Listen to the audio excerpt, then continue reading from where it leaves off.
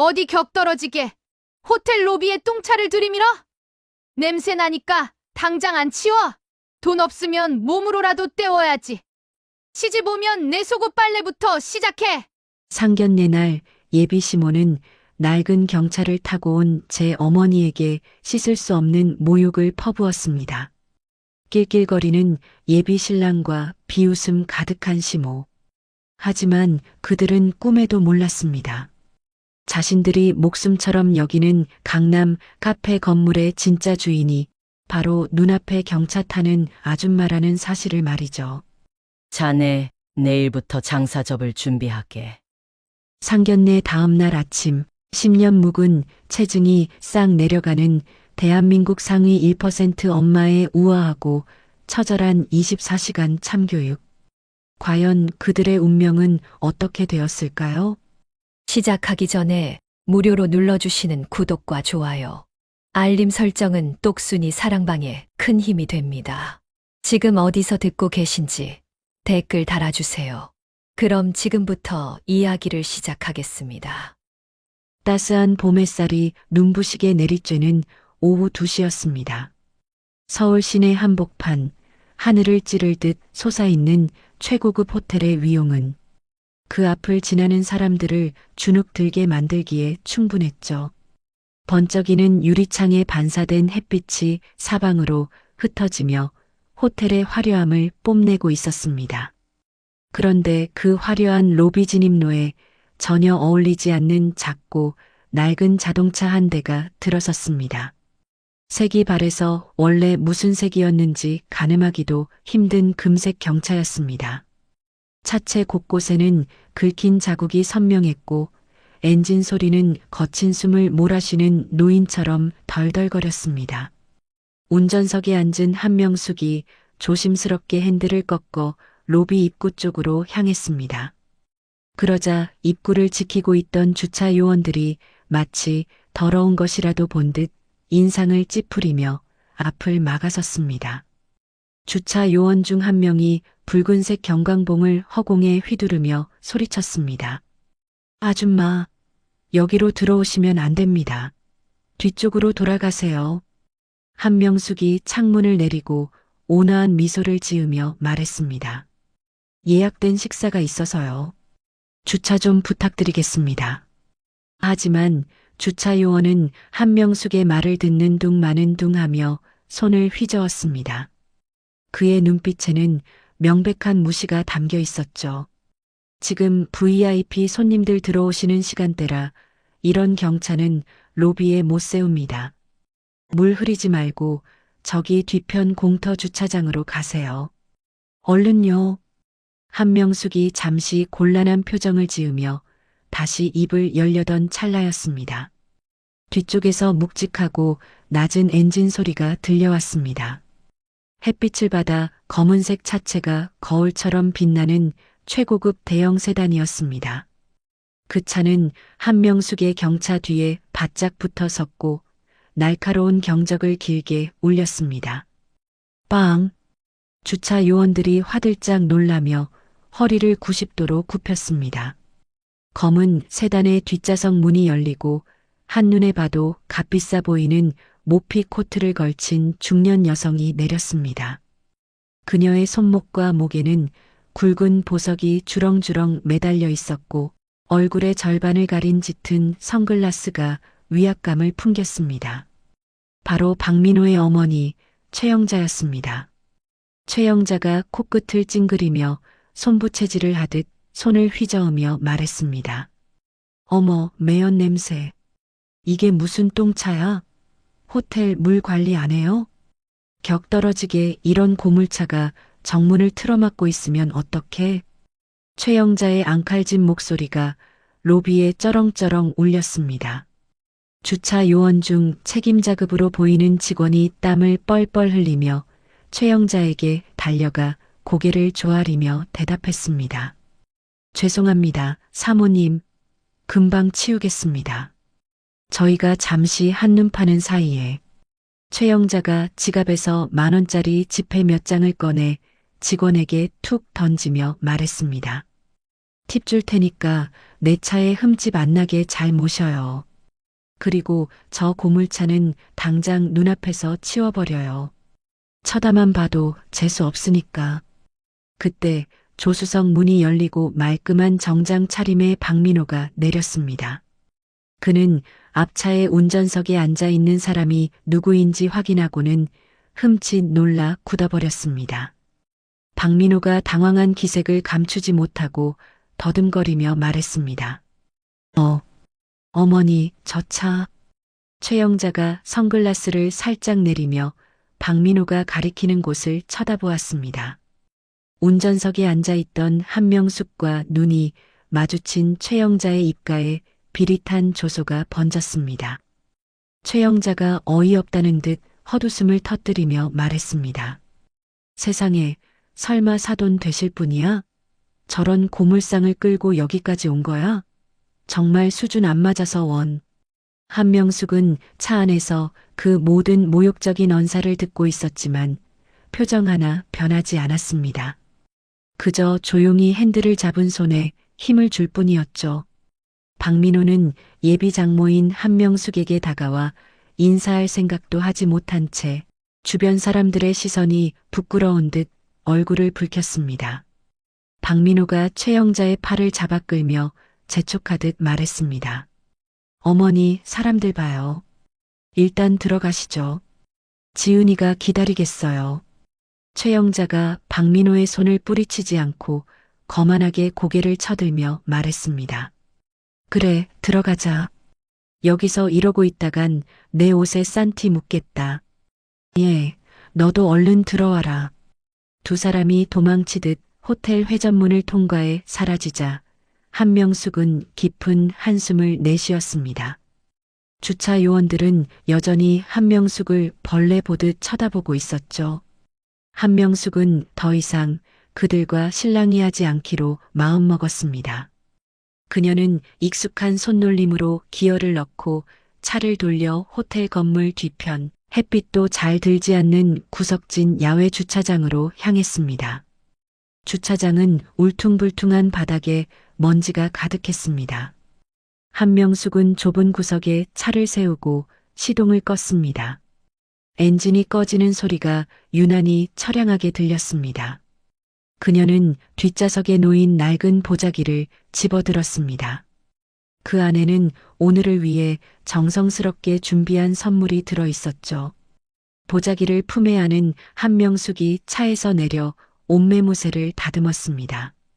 빛바랜 개량 한복이었지만 그녀가 입으니 묘한 기품이 흘렀습니다. 하지만 사람들은 겉모습만 볼 뿐 그 내면의 기품을 알아보지 못했습니다. 한명숙이 먼 길을 돌아 로비에 들어서자 기다리고 있던 딸 김지은이 한달음에 달려왔습니다. 김지은의 눈가는 이미 붉게 충혈되어 있었습니다. 창밖으로 어머니가 당하는 수모를 모두 지켜본 모양이었습니다. 김지은이 떨리는 손으로 한명숙의 옷깃을 여며주며 울먹이는 목소리로 말했습니다. 엄마, 왜 저런 취급을 받고 가만히 있어? 내가 나가서 따지려고 했는데 민호 씨가 못 나가게 해서. 한명숙이 김지은의 손을 따뜻하게 감싸주며 부드럽게 말했습니다. 지은아, 괜찮다. 오늘처럼 좋은 날 얼굴 붉히면 쓰니? 엄마는 아무렇지 않아. 네가 예쁘게 웃어야 엄마도 기분이 좋지. 김지은이 속상함을 감추지 못하고 발을 동동 구르며 말했습니다. 그래도 이건 아니잖아.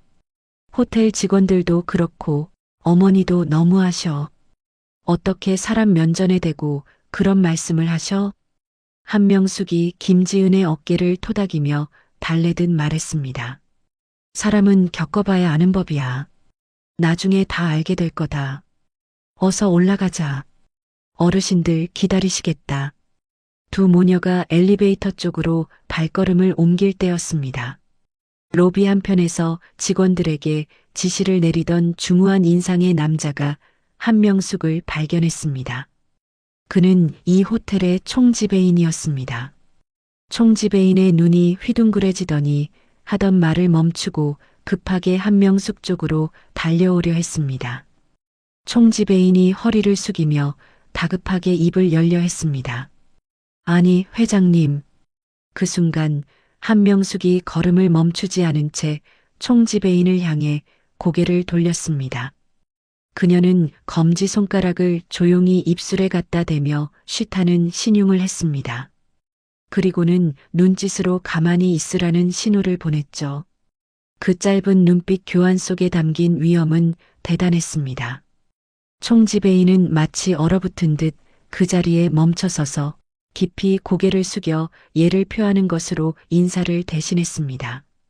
김지은은 엄마를 챙기느라 그 장면을 보지 못했습니다. 엘리베이터에 오른 김지은은 분이 풀리지 않는지 핸드폰을 꺼내 박민호에게 전화를 걸었습니다. 김지은이 수화기를 귀에 대고 날카롭게 말했습니다. 민호 씨, 지금 어디야? 아까 로비에서 엄마한테 인사도 안 하고 그냥 가는 게 어디 있어? 수화기 너머로 들려오는 박민호의 목소리는 귀찮음이 잔뜩 묻어 있었습니다. 아, 지은아. 엄마가 좀 예민하셔서 그래. 아까 냄새난다고 비위 상하신 거 달래드린다고 정신없어서 그랬어. 네가 이해 좀 해라.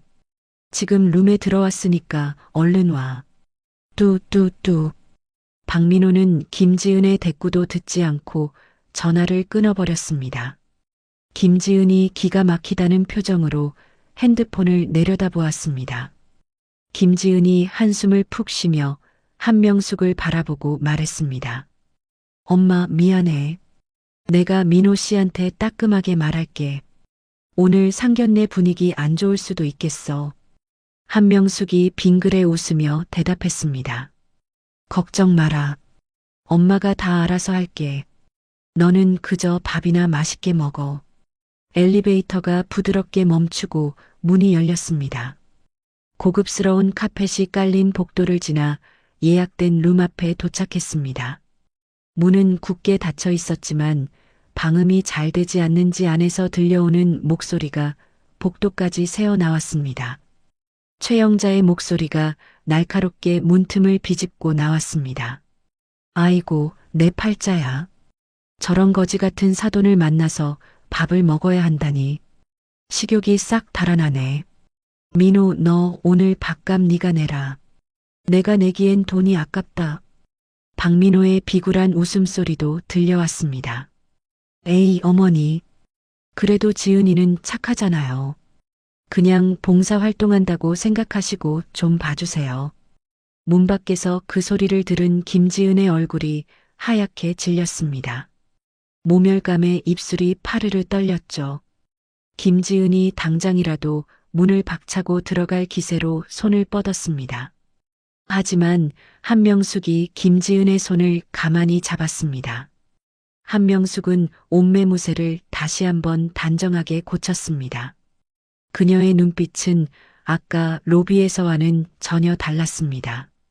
차갑게 가라앉았지만 그 깊은 곳에서는 뜨거운 불꽃이 타오르고 있었습니다. 한명숙은 딸을 안심시키듯 고개를 끄덕여 보이고는 망설임 없이 문고리를 잡았습니다. 한명숙이 낮지만 단단한 목소리로 말했습니다. 들어가자. 문이 활짝 열렸습니다. 방 안의 공기가 한순간에 얼어붙는 듯 했습니다. 무겁게 가라앉은 공기가 숨통을 조여오는 듯한 상견례 장소였습니다. 최고급 한정식 코스 요리가 식탁 위를 화려하게 수놓았지만 그 누구도 젓가락을 선뜻 들지 않았죠. 달그락거리는 그릇 소리조차 크게 들릴 만큼 정막이 감돌았습니다. 최영자가 미간을 찌푸린 채 젓가락으로 생선구이를 쿡 찔러 뒤집었습니다. 최영자가 생선살을 헤집으며 심드렁하게 말했습니다. 어머, 이게 굴비야? 비린내가 확 올라오네. 이 호텔 주방장이 바뀌었나? 영 맛이 떨어지네. 박민호가 어머니의 눈치를 살피며 물잔을 채워주며 맞장구를 쳤습니다. 어머니 입맛이 워낙 청와대급이시잖아요. 그냥 대충 드세요. 여기 주방장이 바뀌긴 했나 봐요.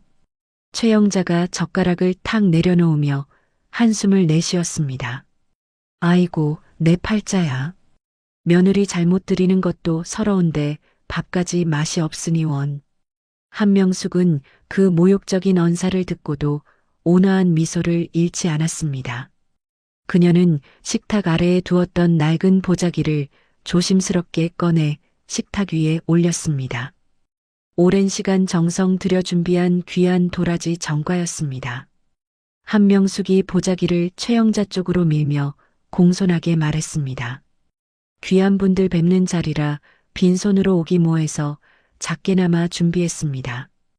입에 맞으실지 모르겠네요. 최영자가 선글라스를 코끝에 걸친 채 보자기를 힐끔 쳐다보았습니다. 그녀는 손가락 끝으로 보자기를 톡 건드리며 더러운 것을 만진 듯 인상을 썼습니다. 최영자가 코웃음을 치며 비아냥거렸습니다. 어머, 포장지 색깔 좀 봐. 이거 어디 시골 장터에서 사오셨어요? 냄새날 것 같아. 최영자는 보자기 매듭을 풀어보지도 않은 채 그것을 식탁 구석으로 툭 밀어버렸습니다. 보자기가 맥없이 밀려나 물컵 옆에 처박혔습니다.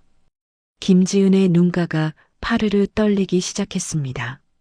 어머니가 밤을 새워가며 만든 정성을 쓰레기 취급하는 것을 더는 참기 힘들었죠.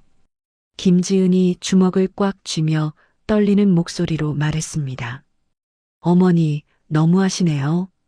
저희 엄마가 직접 만드신 거예요. 어떻게 열어보지도 않으세요? 박민호가 김지은을 째려보며 핀잔을 주었습니다. 야, 김지은. 너 왜 어른한테 말대꾸야? 우리 엄마가 비위가 좀 약하시잖아. 네가 이해해야지. 김지은이 기가 막히다는 표정으로 박민호를 쏘아보았습니다. 하지만 한명숙은 김지은의 손등을 가만히 두드리며 참으라는 신호를 보냈습니다. 한명숙이 차분한 목소리로 물었습니다. 사돈어른, 혹시 제가 타고 온 차나 제 차림새가 마음에 안 드시는지요? 최영자가 물 한 모금을 마시고는 냅킨으로 입을 닦으며 대답했습니다. 아니, 뭐 솔직히 말해서 격이 안 맞잖아요. 우리 민호는 강남에서 제일 잘 나가는 카페 사장이에요. 그런데 장모될 분이 마티즈라니 그것도 똥차를. 박민호가 킬킬거리며 끼어들었습니다. 장모님, 그 차 너무 위험해요. 제가 아는 폐차장 있는데 소개해 드릴까요? 고철값이라도 받으시게. 김지은이 자리에서 벌떡 일어날 뻔했습니다. 하지만 이번에도 한명숙의 손이 김지은을 강하게 눌러 앉혔습니다. 한명숙은 테이블 위에 올려둔 자신의 휴대전화 화면을 살짝 터치했습니다. 녹음 앱이 붉은 점을 반짝이며 돌아가고 있는 것을 확인했죠. 한명숙이 덤덤하게 물었습니다. 그럼 결혼 조건에 대해서는 어떻게 생각하시나요? 우리 지은이가 부족한 점이 많습니다만. 최영자가 기다렸다는 듯 자세를 고쳐 앉으며 눈을 빛냈습니다. 그녀는 손가락을 하나씩 꼽으며 계산기를 두드리기 시작했습니다. 최영자가 거만한 표정으로 턱을 치켜들며 말했습니다. 일단 우리 민호가 살고 있는 강남 아파트, 그거 전세금 반은 해오셔야죠? 요즘 집값이 얼만지 아시죠? 한명숙이 고개를 끄덕이며 되물었습니다. 네, 그리고 또 필요한 게 있으신가요? 최영자가 만족스러운 듯 입꼬리를 올리며 말을 이었습니다. 예단비는 현금으로 5억 준비하세요. 우리 민호 차도 바꿀 때 됐으니 수입차 한 대 뽑아주시고요. 그 정도는 해야 우리 집안 격에 맞지 않겠어요? 김지은의 입이 딱 벌어졌습니다.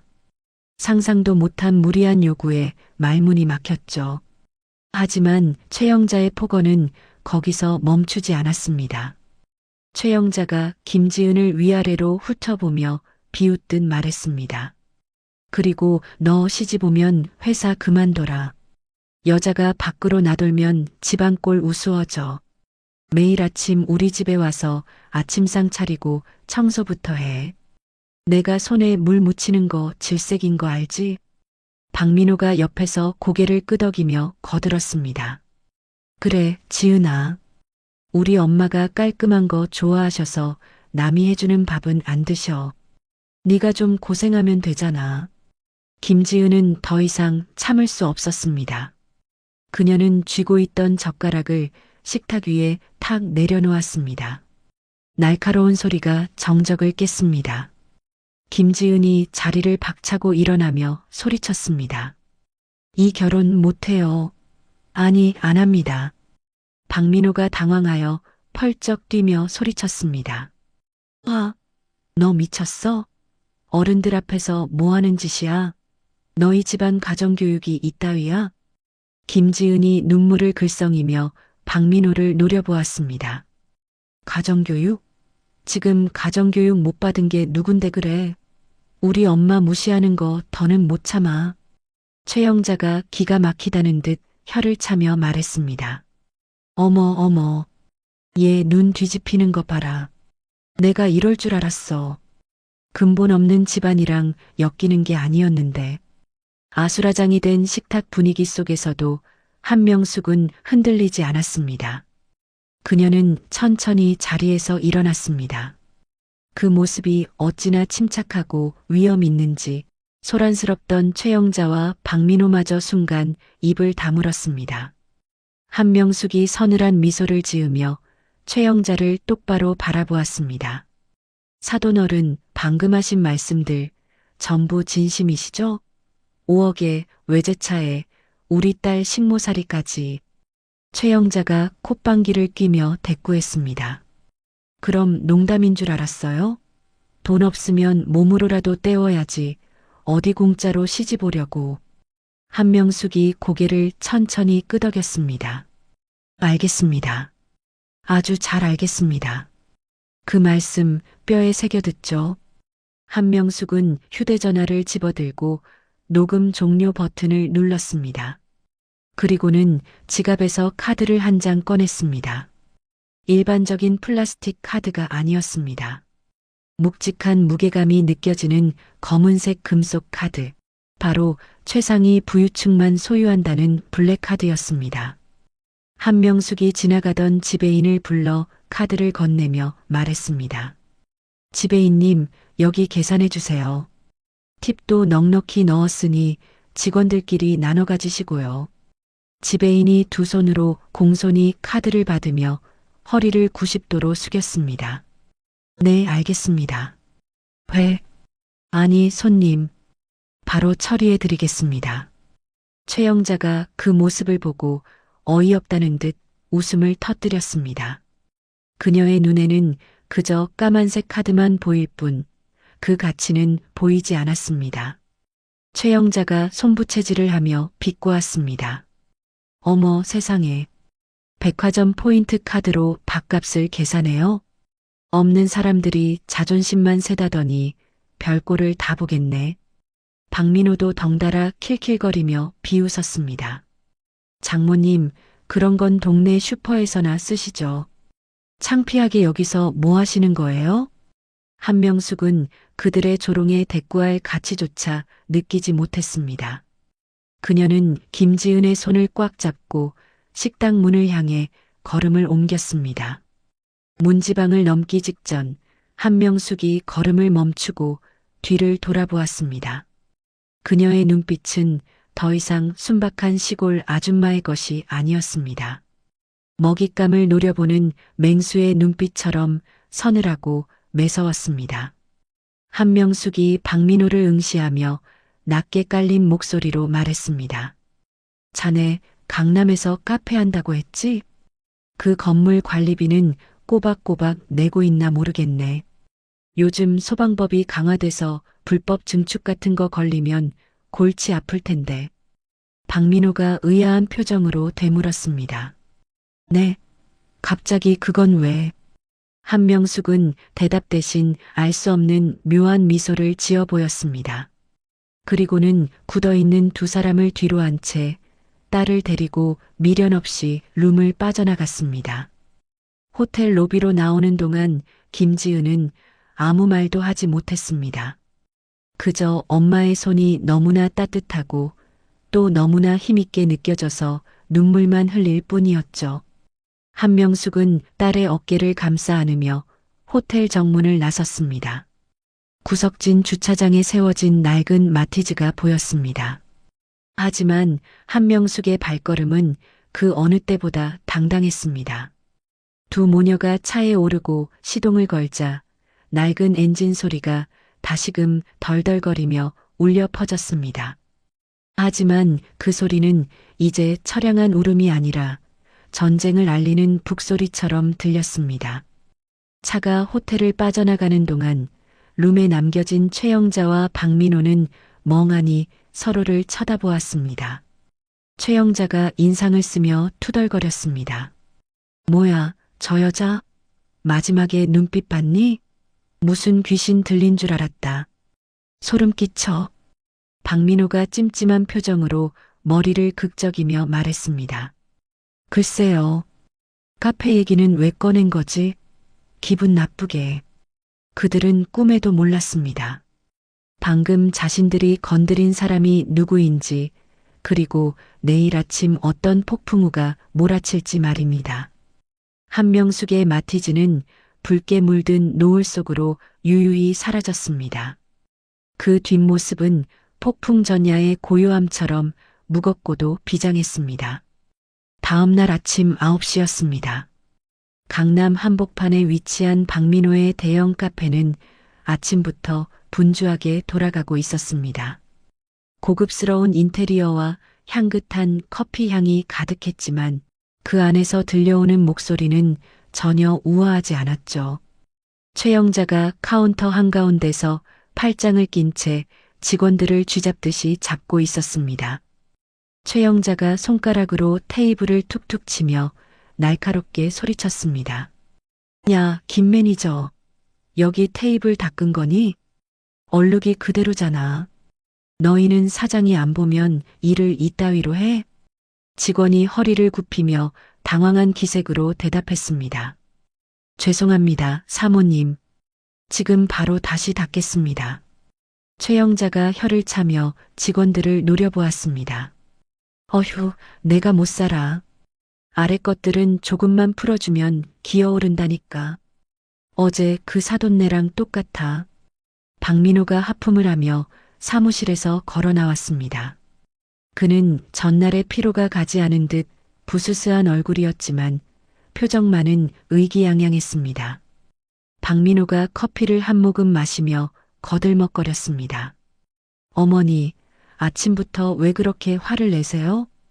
어제 그 거지 같은 집안 정리하고 나니까 속이 다 시원하지 않으세요? 최영자가 거만한 표정으로 웃음을 터뜨렸습니다. 그래, 내 말이. 어제 내가 기를 아주 팍 죽여놨지. 감히 어디서 굴러먹던 경찰을 끌고 와서 우리 집안에 묻어가려고. 주제를 알아야지. 두 모녀가 낄낄거리며 남을 깎아내리는 재미에 빠져 있을 때였습니다. 카페 입구의 풍경이 심상치 않게 변하고 있었습니다. 육중한 검은색 밴 2대가 카페 앞에 급정거하더니 건장한 체격의 남성들이 우르르 내렸습니다. 그들 사이로 칼날같이 다림질된 슈트를 입은 날카로운 인상의 남자가 앞장섰습니다. 바로 한명숙의 법률 대리인 강준우 변호사였습니다. 딸랑 마이너스 하는 맑은 종소리와 함께 카페 문이 거칠게 열렸습니다. 검은 정장을 입은 사람들이 순식간에 카페 안으로 들이닥치자 손님들과 직원들이 겁에 질려 웅성거렸습니다. 화기애애했던 카페 분위기는 순식간에 찬물을 끼얹은 듯 싸늘하게 식어버렸죠. 최영자가 눈을 동그랗게 뜨고 소리쳤습니다. 뭐야? 당신들 누구야? 영업 방해로 신고하기 전에 당장 안 나가? 강준우가 표정 하나 변하지 않고 또벅또벅 최영자 앞으로 걸어갔습니다. 그의 서늘한 눈빛에 압도된 최영자가 저도 모르게 뒷걸음질 쳤습니다. 강준우는 품에서 명함 한 장을 꺼내 최영자 앞 테이블에 툭 던졌습니다. 강준우가 사무적인 말투로 차갑게 말했습니다. 안녕하십니까? 저는 이 건물의 소유주이신 한명숙 회장님의 전담 변호사 강준우입니다. 최영자와 박민호의 눈이 동시에 휘둥그레졌습니다. 두 사람은 서로의 얼굴을 쳐다보며 귀를 의심했습니다. 박민호가 더듬거리며 되물었습니다. 누구라고요? 한명숙? 어제 지은이네 엄마요? 최영자가 코웃음을 치며 손을 휘저었습니다. 아이고 참나. 변호사 양반, 사람 잘못 찾아왔네. 그 여자가 무슨 건물주야? 마티즈 타고 다니는 주제에. 어디서 사기를 쳐? 강준우는 대꾸할 가치도 없다는 듯 옆에 있던 보좌관에게 손짓했습니다. 보좌관이 두툼한 서류 봉투를 꺼내 강준우에게 건넸습니다. 강준우는 봉투에서 서류 뭉치를 꺼내 테이블 위에 펼쳤습니다. 법원 직인이 선명하게 찍힌 등기부등본과 계약해지 통보서였습니다. 강준우가 서류를 손가락으로 짚으며 설명했습니다. 여기 등기부등본을 보시죠. 이 건물을 포함한 상가 전체의 실소유주는 한명숙 회장님입니다. 두 분은 지금까지 회장님 소유의 건물에서 장사를 하고 계셨던 겁니다. 박민호가 떨리는 손으로 서류를 집어들었습니다. 종이 위에 선명하게 적힌 소유자 한명숙이라는 글자가 그의 눈을 찔렀습니다. 박민호의 얼굴이 백지장처럼 하얗게 질려갔습니다. 박민호가 다리에 힘이 풀린 듯 휘청거리며 중얼거렸습니다. 이게 뭐야? 진짜잖아? 엄마, 이거 진짜 지은이네 엄마 이름이야. 최영자가 서류를 뺏어들고 눈을 비비며 확인했습니다. 믿을 수 없는 현실 앞에 그녀의 손이 사시나무 떨듯 떨렸습니다. 하지만 강준우의 공격은 이제 시작에 불과했습니다. 강준우가 품에서 또 다른 서류를 꺼내 보이며 단호하게 말했습니다. 본론만 말씀드리겠습니다. 임대인 한명숙 회장님께서는 임차인 박민호 씨와의 임대차 계약을 오늘부로 즉시 해지하셨습니다. 최영자가 꽥 소리를 질렀습니다. 뭐라고요? 해지? 누구 마음대로 해지야? 계약 기간 남았는데 그게 무슨 뚱딴지 같은 소리야. 강준우가 차가운 미소를 지으며 조항 하나하나를 읊기 시작했습니다. 계약서 제12조 위반입니다. 임차인은 임대인의 사전 승인 없이 건물의 구조를 변경하거나 증축할 수 없습니다. 하지만 확인 결과 카페 뒤편 테라스를 불법으로 확장하고 2층 창고를 무단으로 개조하셨더군요. 박민호가 식은땀을 흘리며 변명하려 했습니다. 아니, 그건 장사가 잘 돼서 손님 좀 더 받으려고 잠깐 늘린 건데. 강준우가 말을 자르며 더 강력한 펀치를 날렸습니다. 게다가 지난 2년간 건물 관리비 명목으로 거둔 돈을 개인적으로 유용하신 정황이 포착되었습니다. 세입자들에게 거둔 관리비 어디다 쓰셨습니까? 유흥비로 탕진하신 내역까지 전부 확보했습니다. 이는 명백한 횡령이자 계약 해지 사유입니다. 최영자의 얼굴이 흙빛으로 변했습니다. 그녀가 자랑하던 명품 가방과 보석들이 사실은 횡령한 돈으로 산 것이었음이 드러나는 순간이었습니다. 강준우는 시간을 주지 않고 즉시 행동을 개시했습니다. 강준우가 뒤에 있던 집행관들에게 지시를 내렸습니다. 집행 시작하세요. 명령이 떨어지자마자 건장한 남성들이 붉은색 압류 딱지를 들고 카페 곳곳으로 흩어졌습니다. 최영자가 아끼던 고가의 수입 가구, 벽에 걸린 미술품, 최고급 에스프레소 머신에 차례대로 빨간 딱지가 붙기 시작했습니다. 카페는 순식간에 아수라장이 되었습니다. 최영자가 비명을 지르며 달려들어 집행관의 팔을 붙잡았습니다. 안 돼. 이거 내 거야. 내가 이탈리아에서 직수입한 거라고. 어디다 딱지를 붙여. 집행관이 무표정하게 최영자를 밀어내며 딱지를 붙였습니다. 공무집행 방해하지 마세요. 더 큰일 치르고 싶으십니까? 박민호는 구석에서 핸드폰을 꺼내 미친 듯이 전화를 걸었습니다. 수신이는 장모님이라고 저장된 한명숙이었습니다.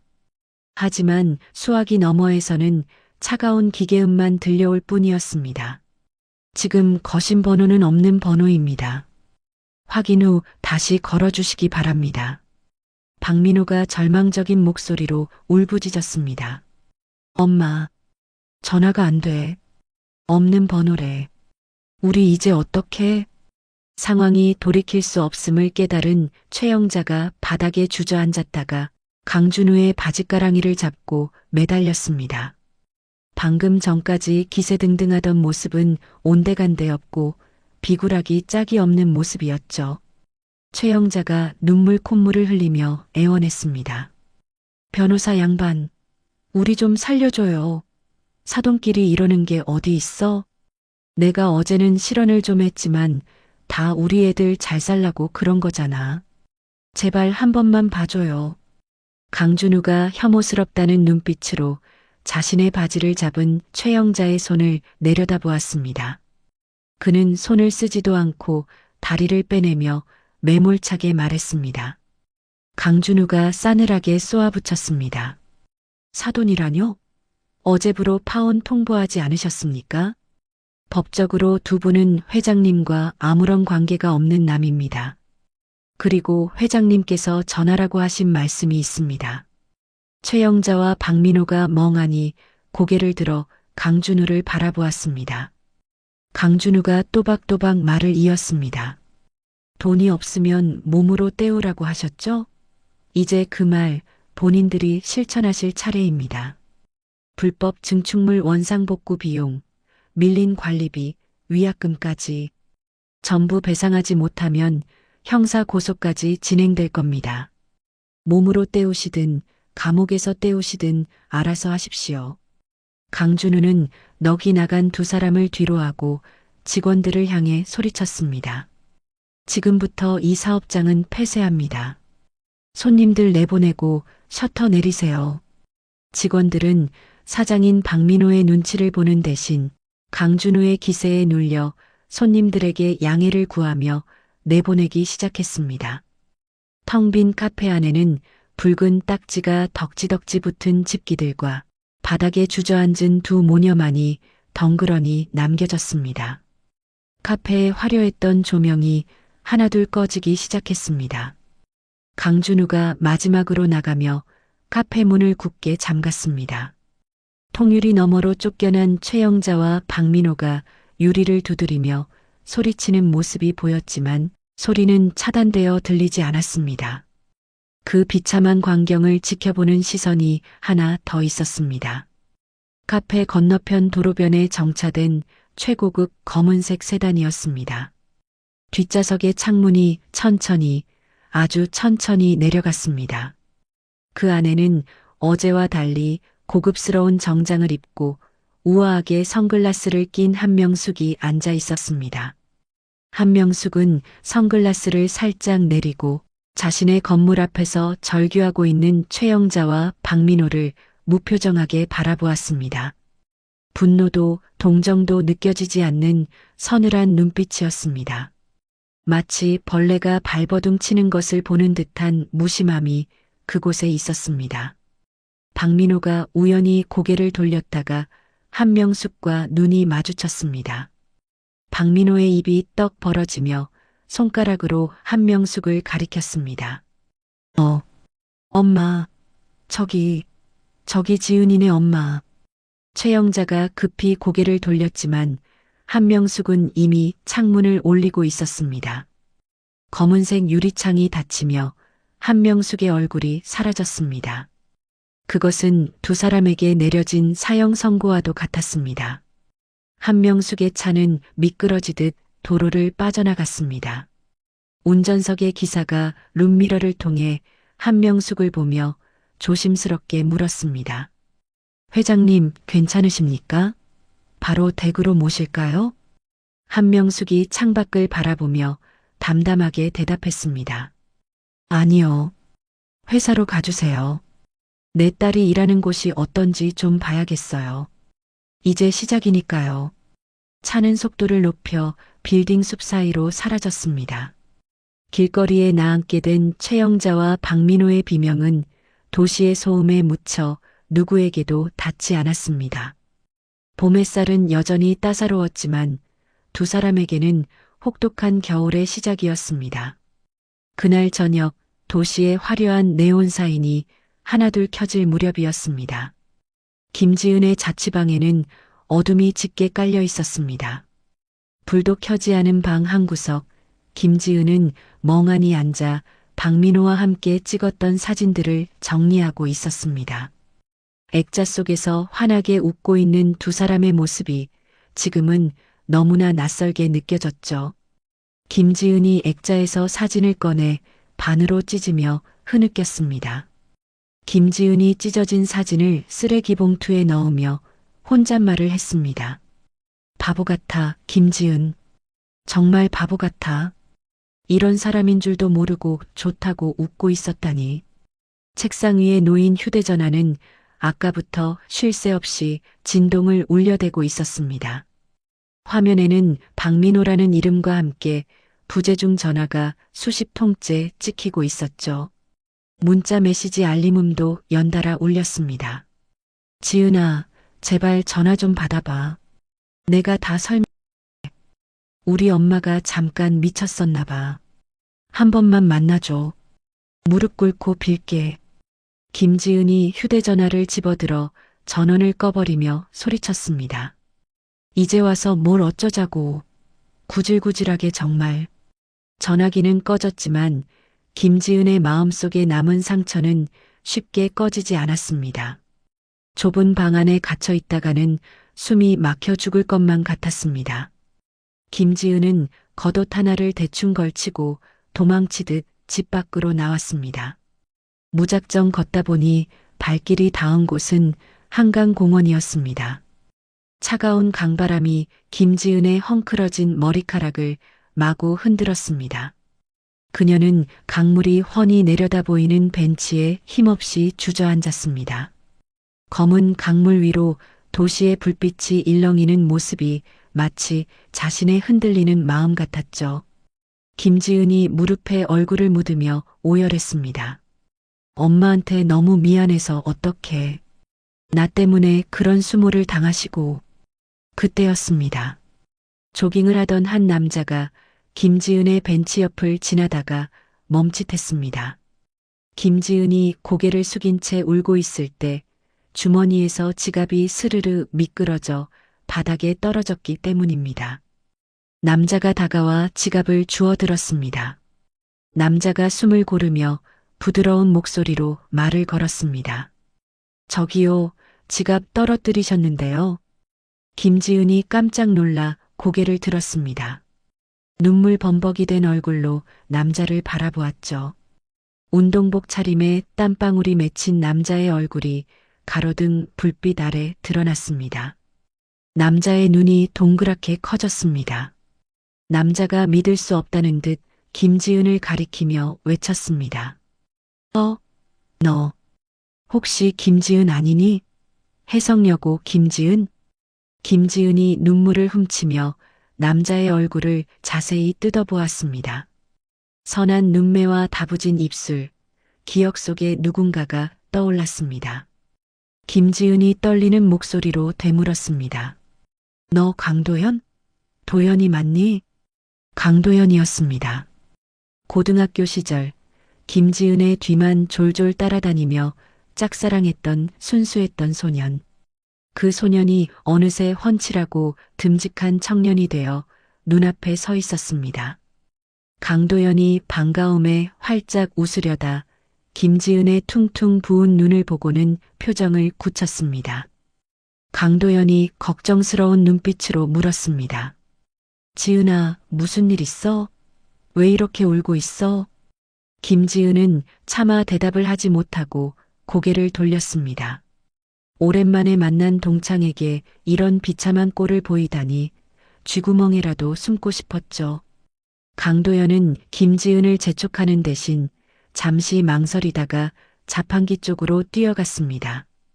잠시 후 그는 따뜻한 캔커피 2개를 들고 돌아왔습니다.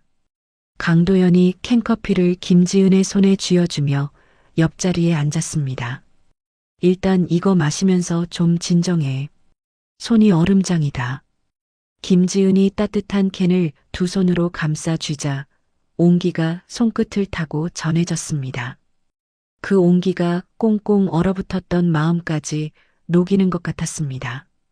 강도연은 아무것도 묻지 않고 묵묵히 강물만 바라보았습니다. 그 침묵이 오히려 김지은에게는 위로가 되었습니다. 한참의 정적 끝에 김지은이 먼저 입을 열었습니다. 나 파혼했어. 바로 어제. 강도연이 놀란 기색을 감추고 조용히 고개를 끄덕였습니다. 그랬구나. 많이 힘들었겠다. 김지은이 쓴웃음을 지으며 말을 이었습니다. 정말 바보 같지? 남들은 다 아니라는데 나만 좋다고 매달렸어. 우리 엄마 가슴에 대못 박는 줄도 모르고.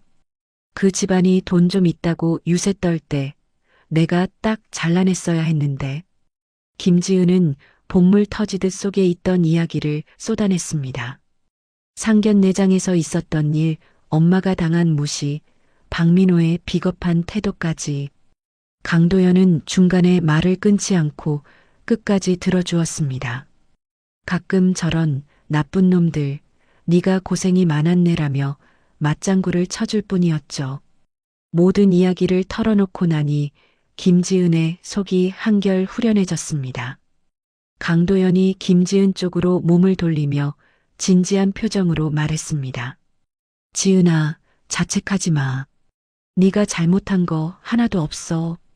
사람 보는 눈이 좀 없었던 건 인정하지만 그건 그놈이 연기를 잘한 탓이지 내 탓이 아니야. 김지은이 피식 웃음을 터뜨렸습니다. 위로하는 거야? 놀리는 거야? 강도연이 따라 웃으며 김지은의 눈을 똑바로 바라보았습니다. 진심이야. 넌 고등학교 때부터 똑똑하고 당찼잖아. 지금도 충분히 멋져. 그런 놈 때문에 내 가치를 깎아내리지 마. 원래 똥차가 가고 나면 벤츠가 온다는 말도 있잖아. 김지은이 강도연의 말에 고개를 끄덕였습니다. 그래, 내 말이 맞아. 액땜했다고 생각해야지. 엄마를 위해서라도 내가 더 보란 듯이 잘 살 거야. 강도연이 주머니에서 휴대전화를 꺼내 내밀었습니다. 자, 번호 찍어. 동창회도 안 나와서 연락할 길 없었는데 이렇게 만난 것도 인연이다. 앞으로 힘들 때 혼자 끙끙 앓지 말고 연락해. 술 친구는 해줄 수 있으니까. 김지은이 망설임 없이 자신의 번호를 입력했습니다.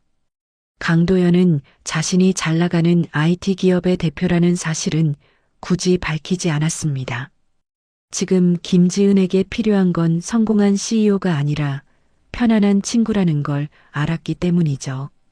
강도연이 자리에서 일어나며 손을 내밀었습니다. 일어나자. 밤 공기 차다. 데려다 줄게. 김지은은 강도연의 손을 잡지 않고 스스로 씩씩하게 일어났습니다. 하지만 그 마음만은 충분히 고마웠습니다. 고마워, 도연아. 덕분에 기분이 좀 나아졌어. 조심히 가. 나 혼자 갈 수 있어. 강도연이 아쉬운 표정으로 물러서며 손을 흔들었습니다. 그래, 들어가서 푹 자고. 내일은 더 좋은 일이 생길 거야. 연락할게. 강도연의 뒷모습이 멀어질 때까지 바라보던 김지은은 집으로 향하는 발걸음을 재촉했습니다. 걷는 동안 휴대전화를 켜고 엄마에게 전화를 걸었습니다. 신호음이 몇 번 울리기도 전에 한명숙이 전화를 받았습니다. 한명숙의 따뜻한 목소리가 들려왔습니다. 우리 딸 어디니? 밥은 먹었어? 김지은이 코끝이 찡해져서 대답했습니다. 응, 엄마. 나 산책 좀 하고 들어가는 길이야. 엄마, 미안해. 그리고 정말 고마워. 한명숙이 웃으며 대답했습니다. 미안하긴 뭐가 미안해. 엄마가 다 해결하고 있으니까 넌 아무 걱정하지 마. 우리 지은이는 엄마의 자부심이야. 알지? 이제부터 꽃길만 걷게 해줄게. 김지은이 눈물을 닦으며 힘주어 말했습니다. 응, 엄마. 나 이제 진짜 정신 차렸어. 회사 일도 더 열심히 하고 엄마한테 부끄럽지 않은 딸 될게. 다음 날 아침이 밝았습니다. 김지은은 평소보다 1시간 일찍 일어났습니다. 거울 앞에 선 그녀의 모습은 어제와 확연히 달랐습니다. 푸석했던 얼굴에는 생기가 돌았고 눈빛은 결연했습니다. 그녀는 옷장에서 가장 아끼는 짙은 네이비색 정장을 꺼내 입었습니다. 딱 떨어지는 재킷과 하이힐, 그리고 단정하게 묶은 머리까지 완벽한 커리어 우먼의 모습이었죠. 김지은이 현관을 나서며 구두 굽소리를 경쾌하게 울렸습니다. 좋아, 다시 시작하는 거야. 회사에 도착한 김지은은 자리에 앉자마자 서류 뭉치를 꺼냈습니다. 그동안 박민호와의 결혼 준비 때문에 미뤄두었던 해외 마케팅 프로젝트 기획안이었습니다. 밤새 머릿속으로 구상했던 아이디어들을 거침없이 써내려갔습니다. 점심시간이 되기 전 김지은은 완성된 기획안을 들고 본부장실로 향했습니다. 본부장에게 기획안을 제출하고 나오는 김지은의 발걸음은 날아갈 듯 가벼웠습니다. 동료들이 점심을 먹으러 가자며 불렀지만 김지은은 로비에 있는 카페에서 커피를 사오겠다며 먼저 내려갔습니다. 엘리베이터 문이 1층 로비에서 열리는 순간이었습니다. 로비 한가운데 헝클어진 머리에 며칠은 못 씻은 듯한 몰골의 남자가 서성이고 있었습니다. 박민호였습니다. 그는 초조한 듯 손톱을 물어뜯으며 입구를 지키고 있다가 김지은을 발견하고 달려들었습니다. 박민호가 김지은의 팔목을 거칠게 낚아채며 소리쳤습니다. 지은아, 너 왜 전화 안 받아? 내가 여기서 얼마나 기다렸는지 알아? 김지은이 기겁하며 팔을 뿌리치려 했지만 남자의 악력을 당해낼 수 없었습니다. 주변을 지나던 직원들이 놀라서 쳐다보았지만 박민호는 아랑곳하지 않았습니다. 김지은이 낮게 으르렁거렸습니다. 이거나 여기서 소란 피우지 말고 당장 나가. 경찰 부르기 전에. 박민호가 김지은에게 매달리며 애원했습니다. 경찰? 야, 우리가 남이야? 제발 엄마한테 말 좀 잘해줘. 우리 카페 다 망하게 생겼어. 너희 엄마가 진짜 건물주라며? 네가 말만 잘하면 봐주실 거 아니야. 김지은이 기가 차다는 듯 헛웃음을 터뜨렸습니다. 지금 그게 할 소리니? 우리 엄마 무시할 땐 언제고 이제 와서 봐달라고? 꿈깨. 박민호가 표정을 싹 바꾸며 험악하게 위협했습니다. 이게 진짜 좋게 말하니까. 너 나랑 결혼하기로 했잖아. 위약금 물어내기 싫으면 당장 엄마한테 전화해. 박민호가 김지은의 팔을 으스러져라 꽉 쥐자 김지은이 고통에 비명을 질렀습니다. 아, 아파. 놓으라고.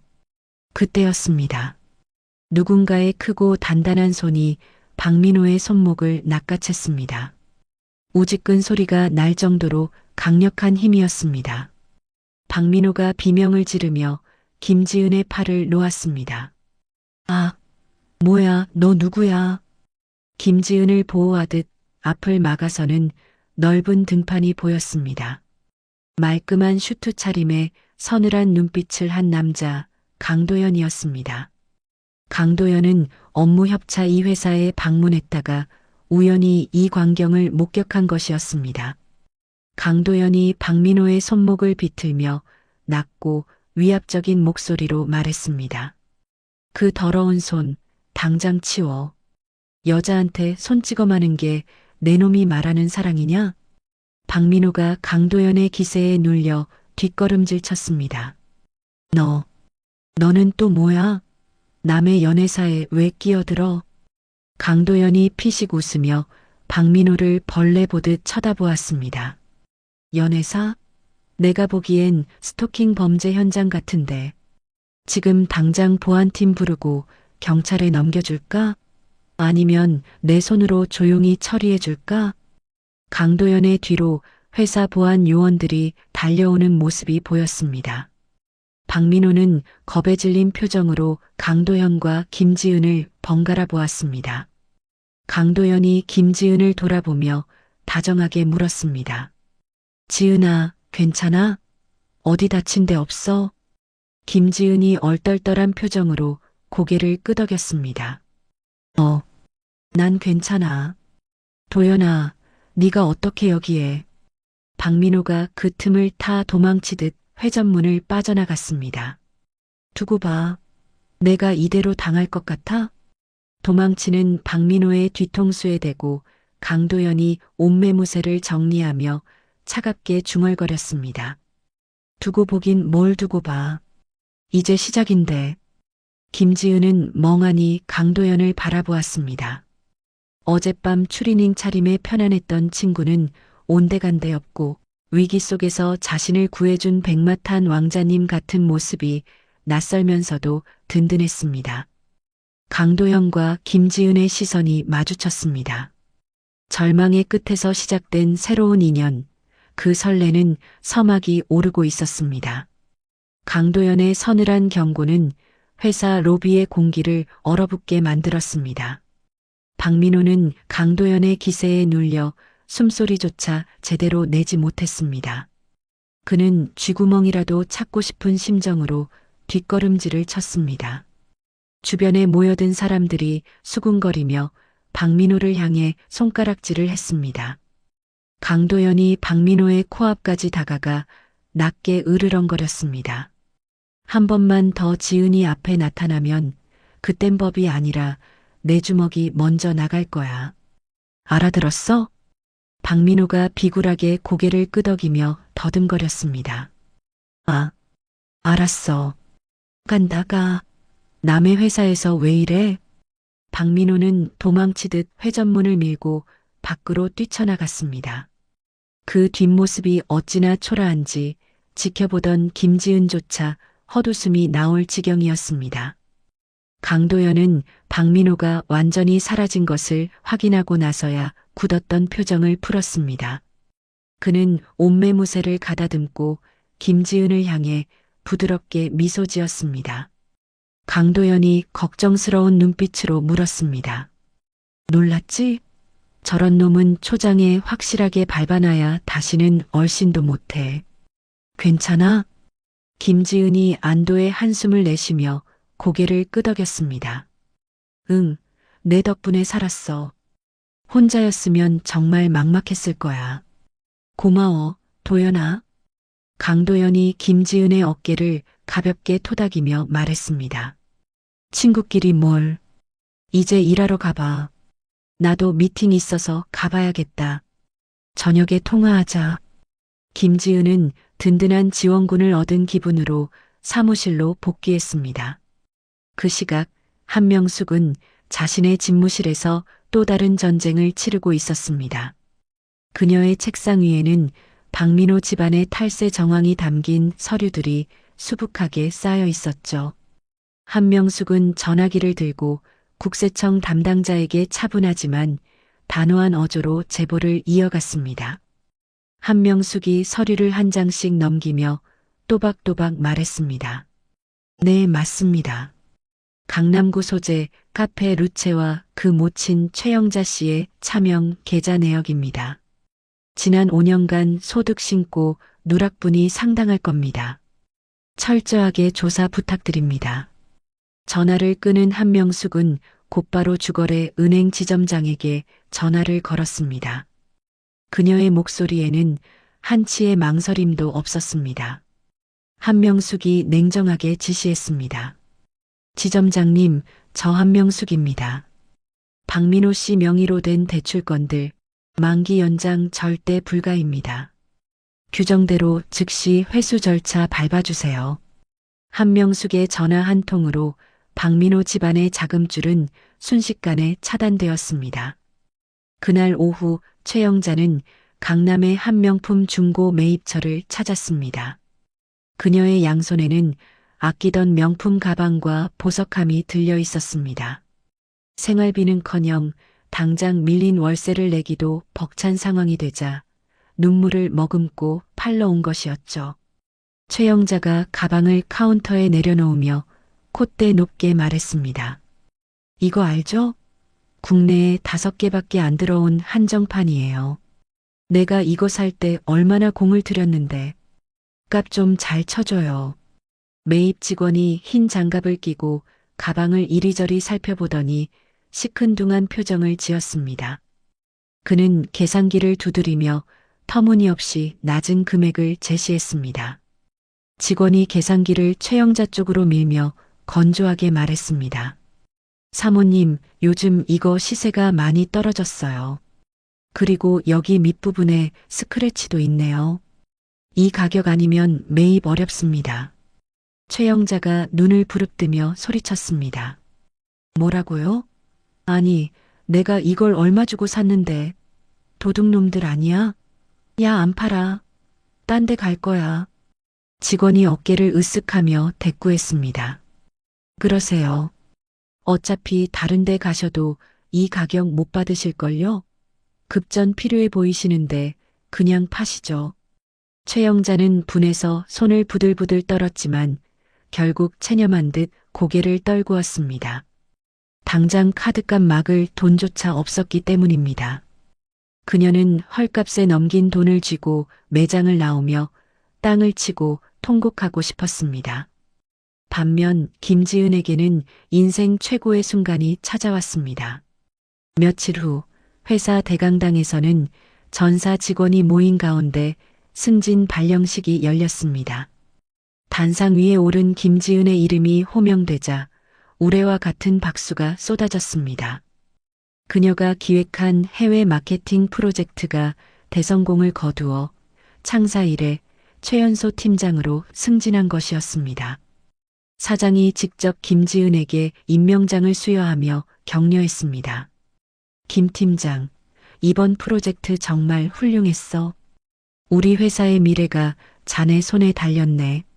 앞으로도 잘 부탁해. 김지은이 상기된 얼굴로 씩씩하게 대답했습니다. 감사합니다, 사장님. 실망시켜드리지 않도록 최선을 다하겠습니다. 꽃다발을 하나를 안고 내려오는 김지은의 얼굴에는 자신감이 넘쳐 흘렀습니다. 퇴근길 회사 앞에는 검은색 세단이 대기하고 있었습니다. 한명숙이 뒷좌석 창문을 내리고 환하게 웃으며 손을 흔들었습니다. 한명숙이 차 문을 열어주며 반갑게 맞이했습니다. 우리 딸 승진 축하해. 오늘 엄마가 거하게 쏠 테니까 어서 타. 김지은이 차에 오르며 행복한 표정으로 말했습니다. 엄마, 나 진짜 꿈만 같아. 팀장이라니. 다 엄마 덕분이야. 차가 도착한 곳은 바로 그 호텔이었습니다. 상견례 날 모욕을 당했던 그 한정식 집이었죠. 하지만 이번에는 상황이 완전히 달랐습니다. 입구에 들어서자마자 총지배인이 달려나와 90도로 허리를 굽혀 인사했습니다. 총지배인이 공손하게 안내하며 말했습니다. 회장님 오셨습니까? 따님 승진 정말 축하드립니다. 전망 제일 좋은 VIP 룸으로 준비했습니다. 직원들이 일사불란하게 움직이며 두 모녀를 에스코트했습니다. 김지은은 달라진 대우에 어리둥절하면서도 당당하게 걷는 엄마의 뒷모습을 보며 묘한 쾌감을 느꼈습니다. 가장 비싼 코스 요리가 상다리가 부러지게 차려졌습니다. 한명숙은 와인 잔을 들고 김지은과 건배를 했습니다.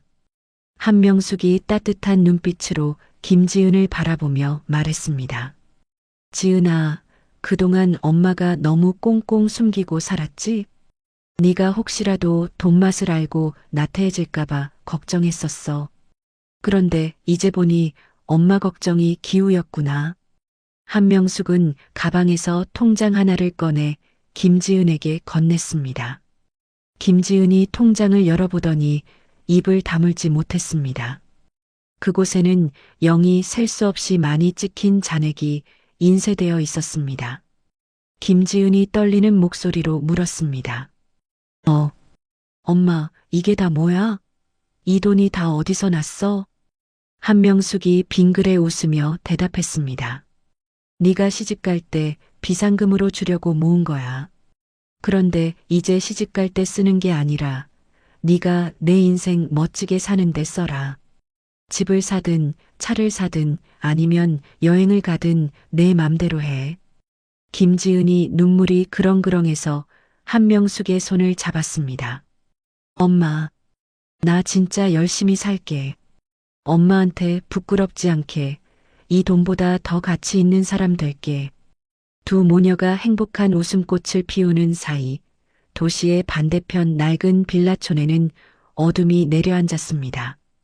보증금 1,000만 원에 월세 50만 원짜리 좁은 방. 최영자와 박민호가 짐짝처럼 구겨져 앉아 컵라면을 먹고 있었습니다. 방바닥에는 뜯지 않은 이삿짐 상자들이 나뒹굴고 있었죠. 최영자가 퉁퉁 부른 라면을 휘저으며 신경질을 냈습니다. 아우, 짜증나. 내가 왜 이 나이에 이런 돼지우리 같은 데서 라면이나 처먹고 있어야 해? 이게 다 그 여우 같은 년 때문이야. 박민호가 국물을 마시며 힘없이 대꾸했습니다. 엄마, 그만 좀 해. 내일 일자리라도 알아봐야지 이러고 있으면 돈이 나와? 그때 켜두었던 TV 뉴스에서 낯익은 얼굴이 나왔습니다. 화면 하단에는 화제의 기업인 마이너스 초고속 승진 신화, 김지은 팀장이라는 자막이 흘러가고 있었습니다. 인터뷰를 하는 김지은은 세련된 정장을 입고 자신감 넘치는 표정으로 말하고 있었습니다. TV 속 김지은이 환하게 웃으며 말했습니다. 이번 프로젝트의 성공 비결은 진정성이라고 생각합니다. 겉만 화려한 포장보다는 본질에 집중했던 것이. 최영자가 먹던 젓가락을 TV 화면을 향해 집어던졌습니다. 라면 국물이 화면을 타고 주르륵 흘러내렸습니다. 최영자가 악에 받쳐 비명을 질렀습니다. 저 앙큼한 것 좀 봐. 우리는 이 꼴이 됐는데 지는 방송을 타? 아주 살판났네, 살판났어. 박민호도 화면 속 김지은의 모습에 배가 아파 미칠 지경이었습니다. 자신은 빚쟁이들에게 쫓기는 신세인데 전 약혼녀는 승승장구하는 꼴을 보니 질투심에 눈이 뒤집혔습니다. 박민호가 주먹으로 바닥을 치며 소리쳤습니다. 와, 진짜 돌아버리겠네. 제가 저렇게 잘 나가면 우리는 뭐가 돼? 엄마, 뭐 방법 없어? 저 기집애 콧대 좀 꺾어 놓을 방법 없냐고. 최영자의 눈빛이 번뜩였습니다. 그녀의 시선이 구석에 놓인 낡은 노트북에 꽂혔습니다. 도끼가 서린 입가에 비열한 미소가 번졌습니다. 최영자가 씩씩거리며 노트북을 끌어당겨 켰습니다. 방법이 왜 없어? 내가 이대로 죽을 것 같니? 내가 못 먹는 감 찔러나 봐야지. 아니, 아주 뭉개버려야지. 박민호가 눈을 반짝이며 물었습니다. 뭐 하려고? 인터넷에 글이라도 쓰게? 최영자가 타자기를 두드리기 시작했습니다. 그녀의 손놀림은 분노로 인해 거칠고 빨랐습니다. 화면에는 충격 고발이라는 자극적인 제목이 찍혔습니다. 최영자가 이를 갈며 중얼거렸습니다. 그래, 요즘은 여론전이 최고라며? 재벌 건물주 행세하는 꽃뱀 모녀. 내가 아주 사회적으로 매장해줄게. 어디 두고 보자. 제목 유명 기업 최연소 팀장 K양의 실체를 폭로합니다. 돈 보고 접근했다가 파혼당한 억울한 사연. 최영자의 손끝에서 만들어진 거짓말들이 문장이 되어 화면을 채워나갔습니다. 그 글이 불러올 파장은 생각하지도 않은 채 두 모녀는 낄낄거리며 악마의 시나리오를 완성해 가고 있었습니다. 행복의 절정에 있는 김지은에게 다가오는 검은 그림자. 아직 그녀는 이 끔찍한 음모를 전혀 알지 못한 채 엄마와 함께 축배를 들고 있었습니다. 다음 날 아침 8시 서울의 하늘은 잿빛 구름으로 뒤덮여 있었습니다. 김지은은 여느 때와 다름없이 말끔한 정장 차림으로 회사 로비에 들어서려 했습니다. 어제 승진의 기쁨이 아직 가시지 않아 발걸음은 가벼웠고 입가에는 옅은 미소가 걸려 있었죠. 하지만 그 미소는 회사 정문에 다다르기도 전에 산산이 조각나고 말았습니다. 평소라면 출근하는 직장인들로 분주해야 할 회사 앞이 웬일인지 소란스러웠습니다. 머리에 붉은 띠를 두른 낯선 사람들이 정문을 가로막고 피켓 시위를 벌이고 있었기 때문입니다. 그들이 들고 있는 피켓에 적힌 문구는 충격적이었습니다. 재벌 건물주 행세하는 꽃뱀 모녀, 내 아들 인생 돌려내라. 돈 보고 접근해서 혼수 5억 뜯어내려다 실패하자 파혼 통보. 갑질 마녀 김지은 팀장은 즉각 사퇴하라.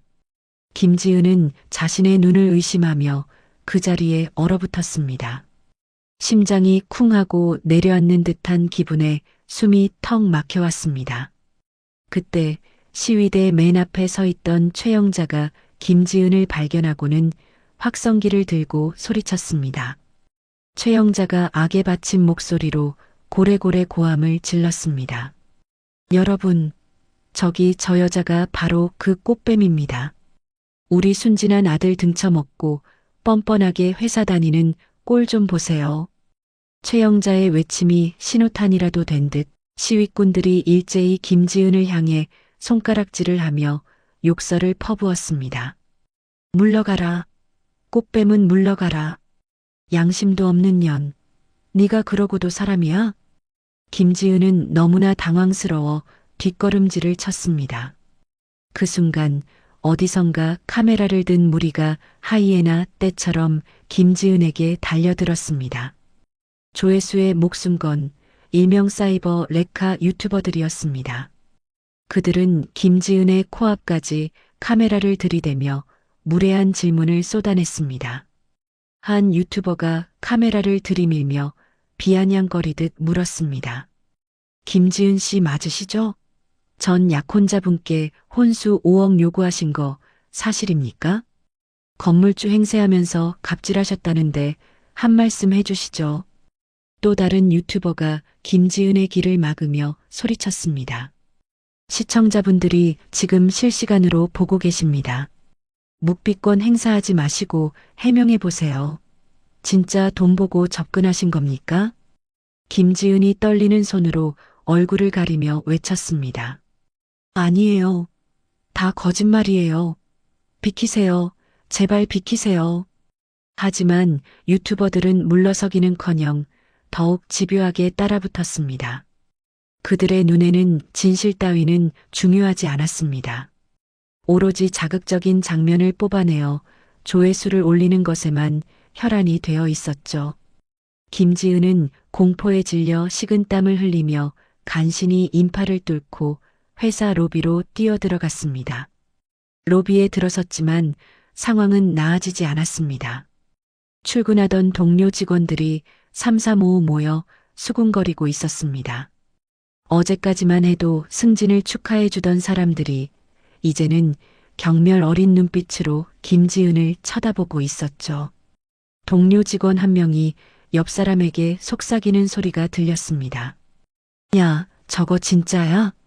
게시판 글 보니까 완전 악질이던데. 어떻게 저러고 회사를 다녀? 그러게 말이야. 사람 겉만 보고 모른다더니. 우리 팀장님 불쌍해서 어쩌냐? 김지은은 귀를 막고 도망치듯 엘리베이터에 탔습니다. 사무실에 도착하자마자 인사팀장이 김지은을 불렀습니다. 인사팀장의 표정은 더없이 싸늘하고 딱딱했습니다. 인사팀장이 서류 봉투를 내밀며 건조하게 말했습니다. 김 팀장, 밖이 시끄럽네. 회사 이미지도 있고 하니 당분간 자택 대기하세요. 징계위원회 열릴 때까지 출근하지 마시고요. 김지은이 억울함에 눈물을 글썽이며 호소했습니다. 팀장님, 저거 다 모함이에요. 저 사람들이 거짓말하는 거라고요. 제가 왜 징계를 받아야 합니까? 인사팀장이 곤란하다는 듯 고개를 저으며 대답했습니다. 진실이 뭐가 중요해? 지금 회사 게시판이 마비될 정도로 항해 글이 올라오고 있어. 일단 여론이 잠잠해질 때까지 쉬고 있어. 이건 명령이야. 결국 김지은은 짐도 제대로 챙기지 못한 채 회사 뒷문으로 쫓겨나듯 빠져나와야 했습니다. 택시를 타고 집으로 돌아오는 길, 김지은은 핸드폰으로 인터넷을 켰습니다. 실시간 검색어 순위에 자신의 이름과 회사 이름이 오르내리고 있었습니다. 최영자가 올린 글은 조회수 100만을 넘기며 각종 커뮤니티로 퍼져나가고 있었죠. 댓글창은 차마 눈뜨고 볼 수 없을 만큼 참담했습니다. 와, 관상은 과학이라더니 얼굴 보니까 딱 꽃뱀상이네. 저런 여자는 사회에서 매장시켜야 함. 신상 털어서 아예 못 살게 만들어야 한다. 건물주 엄마, 웃기고 있네. 사기꾼 집안이구만. 김지은은 핸드폰을 끄고 무릎에 얼굴을 묻은 채 오열했습니다. 세상 모든 사람들이 자신을 향해 돌을 던지는 것만 같았습니다. 그 시각 한명숙의 상황도 좋지 않았습니다. 그녀의 건물 앞에도 최영자가 돈을 주고 고용한 용역들이 몰려와 난동을 부리고 있었기 때문입니다. 용역들이 건물 입구에 날달걀을 던지며 소란을 피웠습니다. 악덕 건물주 한명숙은 각성하라. 세입자 피 빨아먹는 흡혈귀. 보증금 떼먹고 도망가냐? 나와서 사죄해라. 건물 유리에 깨진 달걀이 흘러내리고 밀가루가 날렸습니다. 세입자들이 불안해하며 관리실로 항해 전화를 걸어왔습니다.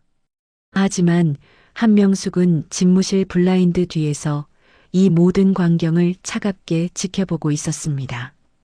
그녀의 옆에는 강준우 변호사가 태블릿 PC로 상황을 모니터링하고 있었죠. 한명숙이 흔들림 없는 목소리로 물었습니다. 변호사님, 증거 수집은 잘 되고 있나요? 강준우가 고개를 끄덕이며 차분하게 대답했습니다. 네, 회장님. 건물 CCTV에 얼굴들 다 찍혔고요. 인터넷 게시글, 댓글들 PDF 따서 체증 완료했습니다. 명예훼손, 업무방해, 모욕죄. 혐의는 차고 넘칩니다. 한명숙이 입술을 굳게 다물며 낮게 은조렸습니다. 아직이야. 저것들이 더 날뛰게 놔둬. 확실한 한 방이 필요해. 제 발로 지옥불에 뛰어들 때까지. 한편 근처 모텔방을 잡고 작전 본부로 쓰고 있는 최영자와 박민호는 축제 분위기였습니다. 박민호는 인터넷 라이브 방송을 준비하며 붕대를 머리에 감고 있었습니다. 가짜 환자 코스프레를 하기 위해서였죠. 박민호가 거울을 보며 낄낄거렸습니다. 엄마, 나 어때? 좀 불쌍해 보여? 아까 댓글 보니까 나보고 힘내라고 난리 났던데. 최영자가 박민호의 옷매무새를 헝클어뜨리며 맞장구를 쳤습니다. 그래, 아주 딱이야. 방송 켜면 눈물 좀 짜내고. 알았지? 사람들이 후원금 팍팍 쏘게 만들어. 방송이 시작되자 박민호의 표정이 순식간에 비련의 남주인공으로 돌변했습니다. 그는 카메라를 향해 깊은 한숨을 내쉬며 연기를 시작했습니다. 박민호가 울먹이는 목소리로 카메라에 호소했습니다. 여러분, 정말 감사합니다. 제가 너무 힘들어서 나쁜 생각까지 했었는데 여러분 응원 덕분에 버티고 있습니다. 그 여자가 제 전 재산을 가져가고도 모자라서 저를 스토커로 몰더라고요. 채팅창에는 박민호를 응원하는 글과 후원금이 빗발쳤습니다. 힘내세요. 저희가 지켜드릴게요. 진짜 나쁜 년이네. 오빠 울지 마세요. 유유. 후원금 10만 원 쏩니다. 맛있는 거 드세요. 돈이 들어오는 알림소리에 최영자는 입이 귀에 걸려 춤이라도 출 기세였습니다. 그들은 자신들이 여론을 완전히 장악했다고 믿었습니다. 자신감이 하늘을 찌른 두 사람은 이제 마지막 승부수를 던지기로 했습니다. 최영자가 박민호에게 눈짓하며 비열하게 속삭였습니다. 민호야, 이제 때가 됐다. 걔 지금 멘탈 다 나갔을 거야. 이럴 때 확 찔러야 돈이 나오지. 박민호가 고개를 끄덕이며 핸드폰을 집어들었습니다. 그리고 김지은에게 보낼 문자를 작성하기 시작했습니다. 그 내용은 단순한 협박을 넘어선 범죄에 가까운 것이었습니다. 집안에 틀어박혀 공포에 떨고 있던 김지은의 핸드폰이 진동했습니다. 김지은은 화들짝 놀라며 핸드폰을 확인했습니다. 발신자는 박민호였습니다. 지은아, 상황 봤지? 지금 네가 살 길은 하나뿐이야. 합의금으로 현금 10억 준비해. 그러면 내가 엄마 말려서 시위도 끝내고 글도 다 지워줄게. 만약 경찰에 신고하거나 딴 수작 부리면 너랑 내 엄마 사회에서 영영 매장시켜버릴 거야. 내일 정오까지 답장 줘. 문자를 읽은 김지은의 손이 사시나무 떨듯 떨렸습니다. 10억이라니. 그들은 애초에 사과나 복귀를 원한 게 아니었습니다. 그저 돈을 뜯어내기 위해 자신과 엄마를 벼랑 끝으로 몰아넣은 것이었죠. 김지은이 덜덜 떨리는 목소리로 중얼거렸습니다. 어떻게 사람이 이래? 정말 악마들이야. 두려움에 숨조차 쉬기 힘들었지만 김지은은 본능적으로 엄마를 찾았습니다. 이대로 무너질 수는 없었습니다. 김지은은 떨리는 손가락으로 한명숙의 번호를 눌렀습니다.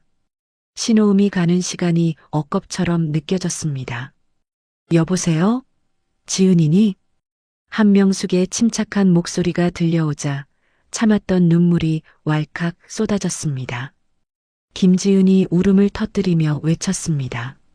엄마, 흑흑, 엄마 어떡해. 저 사람들이 돈 내놓으래. 10억 안 주면 우리 다 죽여버리겠대. 나 무서워 죽겠어. 수화기 너머에서 잠시 침묵이 흘렀습니다. 하지만 그것은 당황의 침묵이 아니었습니다. 한명숙이 기다리고 기다리던 순간이 온 것에 대한 폭풍전야의 고요함이었죠. 한명숙이 낮지만 힘있는 목소리로 말했습니다. 울지 마라, 지은아. 뚝 그쳐. 김지은이 훌쩍거리며 물었습니다. 엄마. 한명숙의 입가에 서늘한 미소가 번졌습니다. 그녀는 책상 위에 놓인 녹음기를 끄며 확신에 찬 어조로 말했습니다. 한명숙이 단호하게 선언했습니다. 드디어 걸려들었구나. 그 문자 절대 지우지 말고 캡처해놔. 엄마가 기다리던 게 바로 그거야. 김지은이 어리둥절하여 되물었습니다. 그게 무슨 말이야? 기다렸다니? 한명숙이 강준우 변호사에게 눈짓을 보내며 통화를 이어갔습니다. 공갈 협박, 그것도 10억이나 요구했으니 이건 특수공갈 미수야. 이제 명예훼손 따위랑은 차원이 다른 죄가 되는 거지. 놈들이 제 무덤을 아주 깊게 팠어. 강준우가 고개를 끄덕이며 경찰서장에게 전화를 걸 준비를 했습니다. 한명숙은 딸을 안심시키며 마지막 지시를 내렸습니다. 한명숙이 부드럽지만 강한 어조로 말했습니다. 지은아, 이제 숨어 있을 필요 없다. 눈물 닦고 일어나. 내일 아침 네가 직접 저놈들 가면을 벗겨버리러 가자. 엄마랑 도연이가 다 준비해놨다. 김지은은 엄마의 목소리에서 느껴지는 엄청난 에너지에 저절로 눈물을 닦았습니다. 두려움은 어느새 사라지고 가슴 깊은 곳에서 뜨거운 용기가 솟아올랐습니다. 김지은이 주먹을 꽉 쥐며 대답했습니다. 응, 엄마. 나 할 수 있어. 저 사람들 절대 용서 안 해. 창밖에는 여전히 비가 내리고 있었지만 김지은의 눈빛은 비개인 뒤에 하늘처럼 맑고 또렷하게 빛났습니다. 반격의 시간은 다가오고 있었고 덫에 걸린 짐승들은 자신들의 최후를 모른 채 샴페인을 터뜨리고 있었습니다. 내일 모든 진실이 세상에 드러날 것입니다. 다음 날 오후 2시 하늘은 여전히 잔뜩 흐린 채 금방이라도 비를 쏟아낼 듯 무거웠습니다. 김지은의 회사 앞은 최영자가 고용한 시위대와 구경꾼들 그리고 유튜버들로 인산인해를 이루고 있었습니다. 그들은 마치 축제라도 벌어진 것처럼 꽹과리를 치고 확성기를 틀어대며 소란을 피웠습니다. 최영자는 돗자리를 깔고 앉아 컵라면을 먹으며 지나가는 사람들에게 김지은을 욕하는 전단지를 나눠주고 있었습니다. 최영자가 전단지를 흔들며 목청을 높였습니다. 아이고, 내 팔자야. 꽃뱀한테 물려서 집안이 풍비박산 났어요.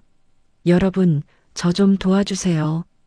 박민호는 옆에서 붕대를 고쳐 매며 핸드폰으로 라이브 방송 댓글을 확인하고 있었습니다. 그의 입가에는 감출 수 없는 미소가 번져 있었습니다. 아마도 지은이 겁을 먹고 돈을 보낼 거라 확신하고 있는 모양이었습니다. 박민호가 킬킬거리며 최영자에게 속삭였습니다. 엄마, 조금만 더 버티면 돼. 걔 지금 쫄아서 연락 올 때가 됐는데. 10억 들어오면 뭐부터 살까? 최영자가 김칫국을 마시며 맞장구를 쳤습니다. 일단 강남 아파트부터 다시 구해야지. 그리고 내 명품 가방들 다시 다 사올 거야. 아우, 생각만 해도 신나네. 그때였습니다. 군중들 사이로 웅성거리는 소리가 파도처럼 밀려오기 시작했습니다. 도로 한복판에 대형 트럭 한 대가 멈춰서더니 트럭 짐칸에 설치된 거대한 LED 스크린이 서서히 올라갔기 때문입니다. 트럭 옆으로는 검은색 밴 여러 대가 동시에 도착했습니다. 밴의 문이 열리고 수십 명의 경호원들이 내려 길을 만들었습니다. 그리고 그 길 끝에서 김지은이 모습을 드러냈습니다. 그녀는 더 이상 숨어서 우는 나약한 피해자가 아니었습니다. 순백의 정장을 입고 당당하게 고개를 든 그녀의 모습은 마치 전장에 나가는 장수와도 같았습니다. 그녀의 양옆에는 한명숙과 강도연이 든든하게 호위하고 있었습니다. 최영자가 먹던 컵라면을 내려놓고 벌떡 일어났습니다. 어머, 쟤 미쳤나 봐. 여기가 어디라고 기어 나와? 아, 김지은, 돈 가져왔어? 박민호도 카메라를 김지은 쪽으로 돌리며 소리쳤습니다. 여러분, 저기 뻔뻔한 꽃뱀이 나타났습니다. 저 얼굴 좀 보세요. 반성의 기미가 하나도 없잖아요. 유튜버들이 벌떼처럼 김지은에게 달려들었지만 경호원들이 단단한 벽을 만들어 접근을 막았습니다. 김지은은 시위대 한가운데 설치된 간이 무대 위로 올라갔습니다. 수많은 카메라 플래시가 터지고 사람들의 시선이 김지은의 입에 집중되었습니다. 김지은이 마이크를 잡고 또렷한 목소리로 말했습니다. 안녕하십니까? 김지은입니다. 저는 오늘 이 자리에서 저와 저희 어머니를 향한 추악한 거짓말들의 가면을 벗기려 합니다. 최영자가 콧방귀를 뀌며 소리 질렀습니다. 거짓말은 네가 하고 있겠지. 어디서 피해자 코스프레야? 돈 내놓으라니까 헛소리하고 있어.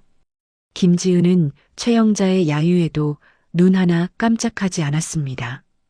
그녀는 뒤에 있는 대형 스크린을 손으로 가리켰습니다. 저들이 저를 꽃뱀이라고 매도하며 제가 혼수 5억을 요구했다고 주장했죠? 자, 여기 그날의 진실이 있습니다. 강도연이 신호를 보내자 대형 스크린이 환하게 켜졌습니다. 화면에는 영상은 없었지만 날짜와 시간이 찍힌 녹음 파일 재생 화면이 떴습니다. 스피커를 통해 잡음 하나 없는 깨끗한 음성이 광장에 울려 퍼지기 시작했습니다. 녹음 내용. 일단 우리 민호가 살고 있는 강남 아파트. 그거 전세금 반은 해오셔야죠? 예단비는 현금으로 5억 준비하세요. 우리 민호 차도 바꿀 때 됐으니. 돈이 없으면 몸으로 때워야지. 시집 오면 매일 아침 우리 집에 와서 아침상 차리고 청소부터 해라. 최영자의 목소리였습니다. 토씨 하나 틀리지 않고 생생하게 녹음된 그날의 막말들이 수백 명의 군중과 수만 명의 라이브 시청자들의 귀에 꽂혔습니다. 시끄럽던 광장이 순식간에 찬물을 끼얹은 듯 조용해졌습니다. 사람들의 웅성거림이 시작되었습니다. 뭐야? 저거 저 아줌마 목소리 아니야? 와, 대박. 5억을 요구한 게 며느리가 아니라 시어머니였어? 몸으로 때우라니 저게 사람이야? 최영자의 얼굴이 사색이 되어 파르르 떨렸습니다. 그녀는 당황하여 허공에 삿대질을 해댔습니다. 저거 조작이야. 요즘 AI로 목소리 다 만든다잖아. 저거 가짜라고. 하지만 김지은의 반격은 멈추지 않았습니다. 스크린 화면이 바뀌더니 이번에는 복잡한 표와 그래프들이 나타났습니다. 강도연이 마이크를 이어받아 설명을 시작했습니다. 그의 목소리는 차분했지만 내용은 폭탄과도 같았습니다. 강도연이 레이저 포인터로 화면을 가리키며 말했습니다. 이것은 박민호 씨가 운영하던 카페의 자금 흐름도입니다. 건물 관리비 명목으로 세입자들에게 거둔 돈이 박민호 씨 개인 유흥비와 도박 자금으로 흘러들어간 내역입니다. 화면에는 박민호가 강남 클럽에서 수천만 원을 결제한 영수증과 불법 도박 사이트 입금 내역이 적나라하게 공개되었습니다. 군중들 사이에서 야유가 터져나오기 시작했습니다. 저런 쓰레기가 피해자 행세를 했어? 내 아들 인생 돌려내라더니 지 아들은 도박꾼이었네. 박민호가 얼굴을 감싸쥐며 주저앉았습니다. 라이브 방송 채팅창은 욕설로 도배가 되기 시작했습니다. 꽃뱀은 너네들이었네. 와, 진짜 소름 돋는다. 연기 대상 줘야겠네. 후원금 환불해주세요. 사기꾼들아. 강도연은 멈추지 않고 다음 화면을 띄웠습니다. 그리고 여기 최영자 씨가 공장 공금을 횡령하여 명품 가방과 보석을 구입한 장부입니다. 심지어 지금 이 시위를 위해 사채를 끌어다 쓴 내역과 댓글 조작 업체에 입금한 내역까지 전부 확보했습니다. 화면에 뜬 댓글 조작 의뢰서와 입금 내역을 보자 사람들은 경악을 금치 못했습니다. 자신들이 믿고 동조했던 여론이 전부 돈으로 만들어진 가짜였다는 사실에 배신감을 느낀 군중들은 분노했습니다. 누군가가 최영자를 향해 마시던 물병을 집어던졌습니다. 이 사기꾼 아줌마야. 어디서 거짓말을 해? 물병이 최영자의 발치에 떨어져 튀었습니다. 최영자는 돗자리 위에서 벌벌 떨며 뒷걸음질 쳤습니다. 아니야. 이거 다 모함이야. 우리 민호는 잘못 없어. 마지막으로 김지은이 다시 마이크를 잡았습니다. 그녀의 눈빛은 그 어느 때보다 매서웠습니다. 그리고 결정적인 증거가 하나 더 있습니다. 어제 저녁 박민호 씨가 저에게 보낸 문자입니다. 스크린에 박민호가 보낸 협박 문자가 대문짝만하게 띄워졌습니다. 합의금으로 현금 10억 준비해. 안 그러면 너랑 내 엄마 사회에서 영영 매장시켜버릴 거야. 그 문자를 본 순간 군중들의 분노는 정점에 달했습니다. 이건 단순한 다툼이 아니라 명백한 범죄였습니다. 여기저기서 구속해라. 쓰레기들. 이라는 고함이 터져나왔습니다. 박민호가 미친 사람처럼 소리 지르며 무대 쪽으로 달려들었습니다. 꺼줘. 저거 당장 꺼. 아니라고. 저건 그냥 홧김에 보낸 거라고. 그가 무대 위로 기어 올라와 스크린을 부수려 할 때였습니다. 대기하고 있던 경찰 사이렌 소리가 요란하게 울려 퍼졌습니다. 경찰차 여러 대가 시위 현장을 에워싸고 제복을 입은 경찰관들이 들이닥쳤습니다. 경찰팀장이 박민호의 팔을 뒤로 꺾어 제압하며 미란다 원칙을 고지했습니다. 박민호 씨, 당신을 특수공갈 미수, 정보통신망법 위반, 업무방해 및 횡령 혐의로 긴급 체포합니다. 변호사를 선임할 수 있고 박민호가 바닥에 얼굴이 눌린 채 발버둥 쳤습니다. 이거 내가 뭘 잘못했는데. 나 피해자야. 제니가 나한테 사기친 거라고. 다른 경찰관들은 도망치려던 최영자를 붙잡았습니다. 최영자는 경찰관의 옷깃을 잡고 늘어지며 발악했습니다. 이거 내가 누군지 알아? 감히 누구 몸에 손을 대. 이거 인권 침해야. 경찰관이 단호하게 수갑을 채우며 말했습니다. 최영자 씨, 당신도 허위사실 유포에 의한 명예훼손, 모욕, 공금 횡령 혐의로 체포합니다. 얌전히 따라오세요. 철커덕.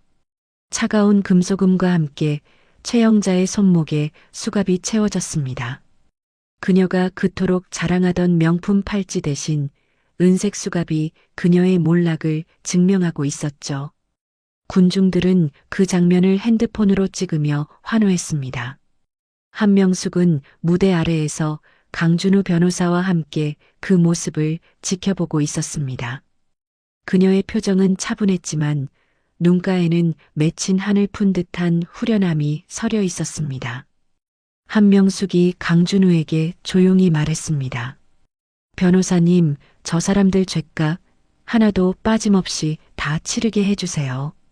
합의는 절대 없습니다. 강준우가 고개를 숙이며 대답했습니다. 걱정 마십시오, 회장님. 대한민국 법이 얼마나 무서운지 뼈저리게 느끼게 해드리겠습니다. 경찰차에 끌려가던 박민호가 김지은을 발견하고 애원하기 시작했습니다. 그의 태도는 방금 전까지 난동을 부리던 것과는 180도 달라져 있었습니다. 박민호가 눈물 콧물을 흘리며 소리쳤습니다. 지은아, 나 좀 살려줘. 내가 잘못했어. 우리 사랑했잖아. 응. 한 번만 봐줘. 엄마가 시켜서 그런 거야. 김지은은 무대 위에서 그 모습을 싸늘하게 내려다보았습니다. 그녀의 눈에 더 이상의 미련이나 동정은 없었습니다. 김지은은 마이크를 끄고 돌아섰습니다. 김지은이 강도연을 바라보며 담담하게 말했습니다. 가자, 도연아. 더 볼 것도 없네.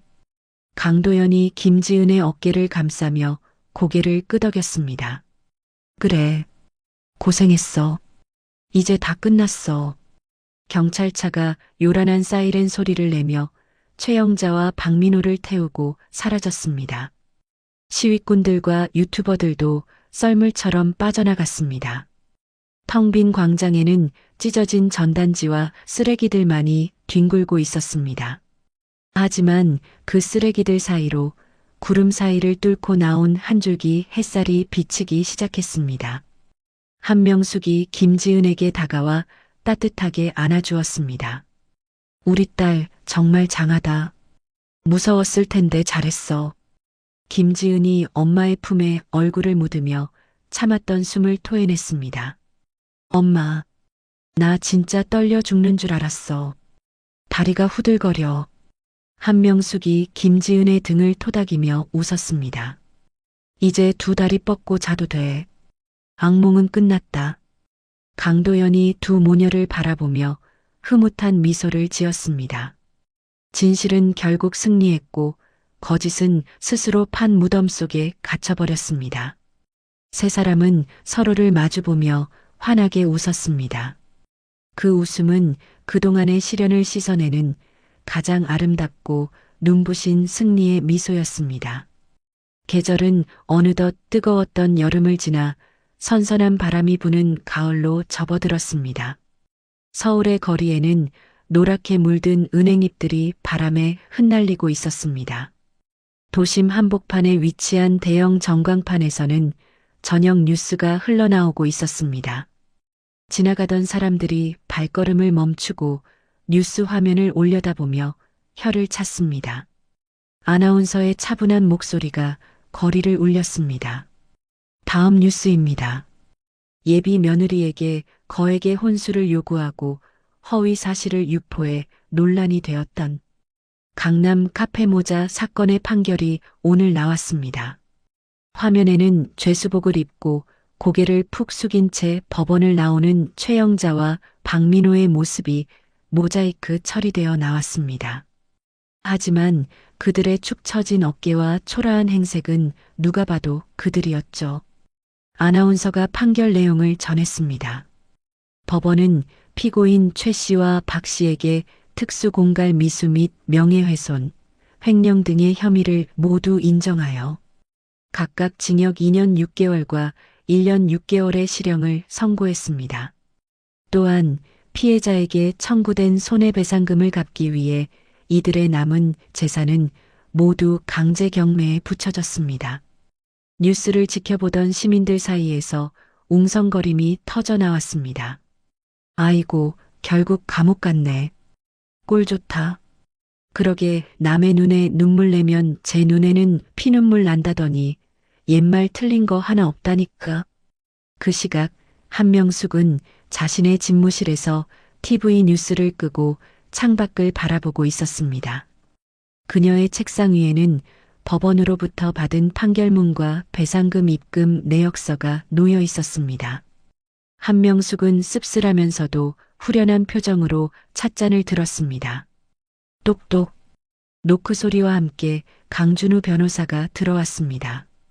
그의 손에는 두툼한 기부 증서가 들려 있었습니다. 강준우가 서류를 내밀며 정중하게 말했습니다. 회장님, 지시하신 대로 배상금 전액과 회장님 사재를 합친 10억 원 미혼모 자립지원재단에 기부 처리 완료했습니다. 여기 기부 증서입니다. 한명숙이 빙그레 웃으며 고개를 끄덕였습니다. 수고했어요, 변호사님. 더러운 돈은 좋은 곳에 써서 씻어내야죠.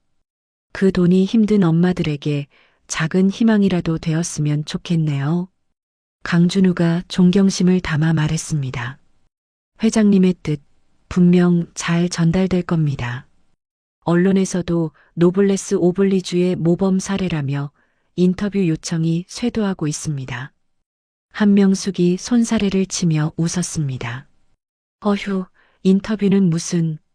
나는 이제 조용히 내 인생 즐기러 갈 겁니다. 남은 일 처리는 변호사님이 알아서 잘 부탁해요. 한편 김지은의 회사 분위기도 몰라보게 달라져 있었습니다. 김지은은 이제 최연소 홍보이사라는 명패가 놓인 개인 집무실에서 업무를 보고 있었습니다. 그녀의 표정은 예전에 주눅든 모습은 찾아볼 수 없을 만큼 여유롭고 당당했습니다. 팀원들이 회의실로 들어오며 활기차게 인사했습니다. 이사님, 이번 신규 프로젝트 기획안 가져왔습니다. 검토 부탁드립니다. 김지은이 서류를 받아들고 꼼꼼하게 살피며 날카로운 피드백을 주었습니다. 여기 타겟 분석이 좀 약한데요? 2030세대의 니즈를 좀 더 구체적으로 파고들어 보세요. 겉보기에만 화려한 거 말고 진짜 실속 있는 콘텐츠로요. 우리가 겪어봐서 알잖아요. 진정성이 제일 중요하다는 거. 팀원들이 고개를 끄덕이며 감탄했습니다. 역시 이사님, 바로 수정해서 다시 보고 드리겠습니다. 업무를 마친 김지은이 퇴근 준비를 하며 가방을 챙길 때였습니다. 핸드폰이 경쾌하게 울렸습니다. 발신자는 내 편이라고 저장된 강도연이었습니다. 김지은이 전화를 받으며 환하게 웃었습니다. 도연아. 나 지금 막 퇴근하려던 참이야. 강도연의 다정한 목소리가 들려왔습니다. 고생했어, 이사님. 오늘 날씨가 너무 좋아서 데리러 왔어. 로비 앞이야. 내려와. 김지은이 설레는 마음으로 로비로 내려갔습니다. 회사 앞에는 강도연이 차에 기대어 기다리고 있었습니다. 그는 김지은을 보자마자 달려와 가방을 들어주며 자연스럽게 손을 잡았습니다.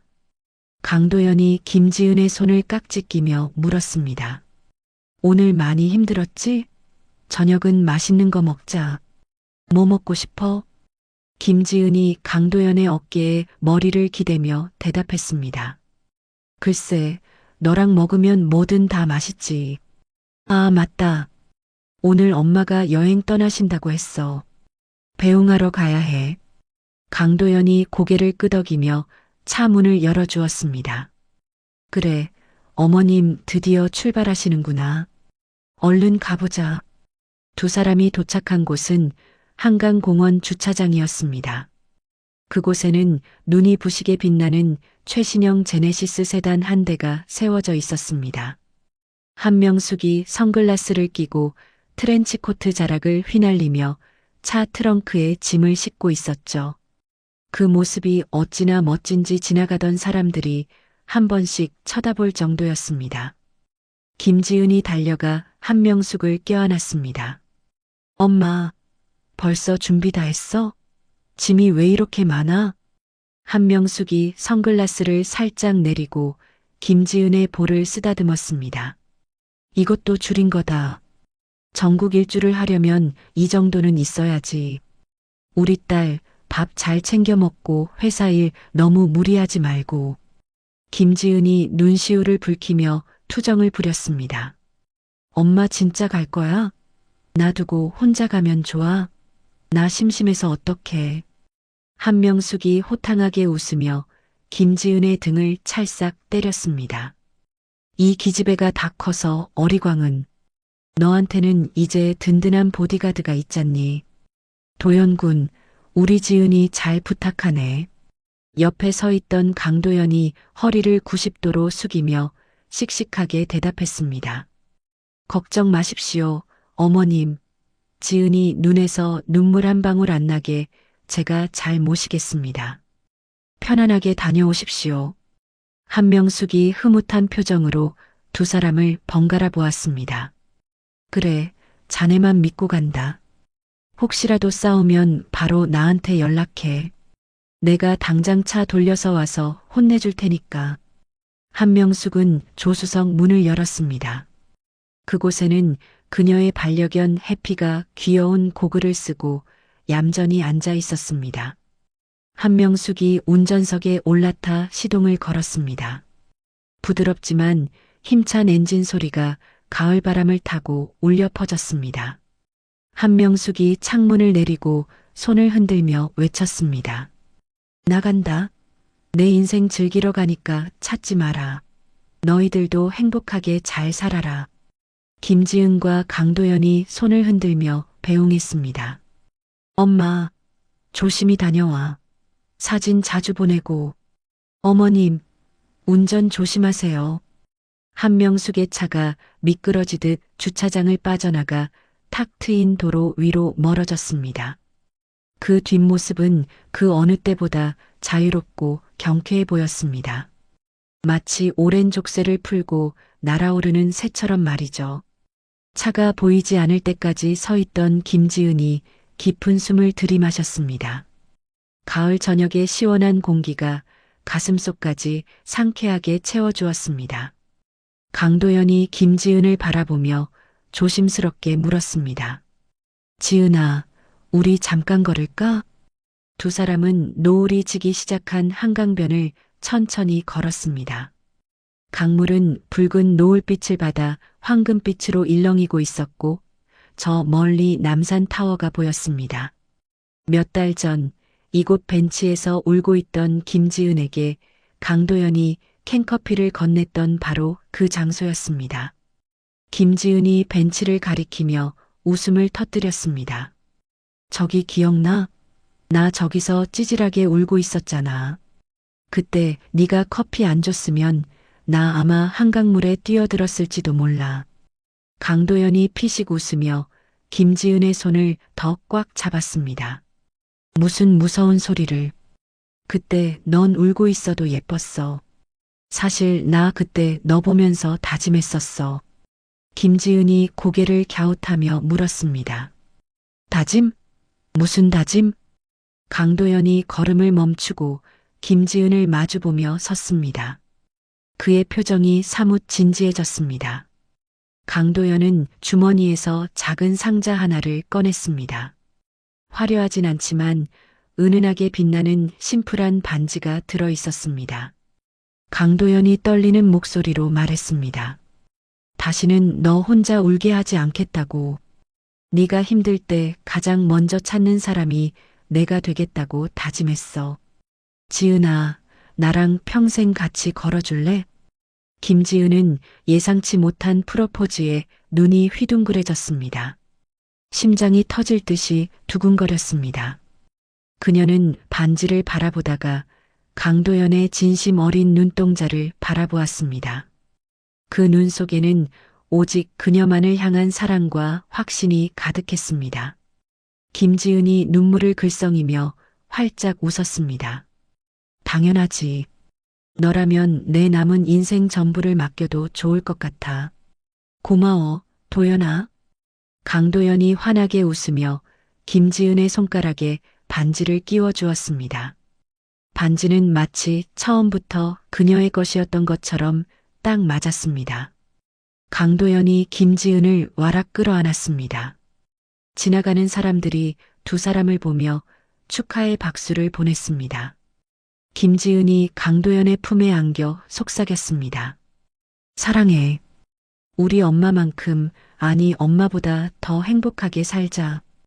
강도연이 김지은의 이마에 입을 맞추며 대답했습니다. 약속할게. 내가 너의 든든한 배경이 되어줄게. 화면은 멀어지며 두 사람의 행복한 모습을 비추다가 시원하게 뚫린 해안도로를 달리는 한명숙의 모습으로 전환되었습니다. 한명숙은 창문을 활짝 열고 바닷바람을 맞으며 라디오에서 나오는 노래를 흥얼거리고 있었습니다. 그녀의 얼굴에는 그 어떤 근심도 걱정도 없는 평온함만이 가득했습니다. 한명숙의 독백이 내레이션으로 깔렸습니다. 사람들은 겉모습만 보고 판단하곤 하죠. 좋은 차, 비싼 옷, 화려한 보석. 하지만 진짜 품격은 그런 껍데기에서 나오는 게 아닙니다. 내 소중한 사람을 지킬 줄 아는 용기, 잘못된 것을 바로잡는 결단력, 그리고 스스로 당당하게 설 줄 아는 마음. 그게 진짜 명품 아닐까요? 한명숙이 백미러를 보며 윙크를 날렸습니다. 인생, 아직 즐길 날이 더 많이 남았습니다. 여러분도 부디 껍데기보단 알맹이가 꽉 찬 인생 사시길 바랍니다. 노을 지는 바다를 배경으로 질주하는 한명숙의 차 위로 끝이라는 자막이 떠오르며 화면이 서서히 어두워졌습니다. 하지만 그 어둠은 끝이 아니라 그들의 빛나는 미래를 위한 새로운 시작을 알리는 듯 포근하고 따뜻했습니다. 오늘의 이야기 어떠셨나요? 겉모습만 보고 사람을 판단하던 이들이 결국 자신의 욕심에 걸려 넘어지는 모습을 보며 속이 시원해지셨기를 바랍니다. 진정한 가치는 화려한 포장이 아니라 그 사람의 마음과 행동에 있다는 것을 다시 한번 깨닫게 되는 시간이었습니다. 우리의 주인공 지은 씨와 현명한 어머니 명숙 씨처럼 여러분의 삶에도 언제나 당당함과 지혜가 함께하기를 응원합니다. 혹시 지금 힘든 시기를 겪고 계신 분이 있다면 이 이야기 속 주인공들처럼 반드시 좋은 날이 올 거라고 믿으셨으면 좋겠습니다. 추운 겨울이 지나면 반드시 따뜻한 봄이 오듯 여러분의 인생에도 곧 꽃피는 봄날이 찾아올 테니까요. 이야기를 끝까지 들어주신 분이 계시다면 잘 들었다고 댓글 하나만 남겨주세요. 지금까지 똑순이 사랑방이었습니다. 감사합니다.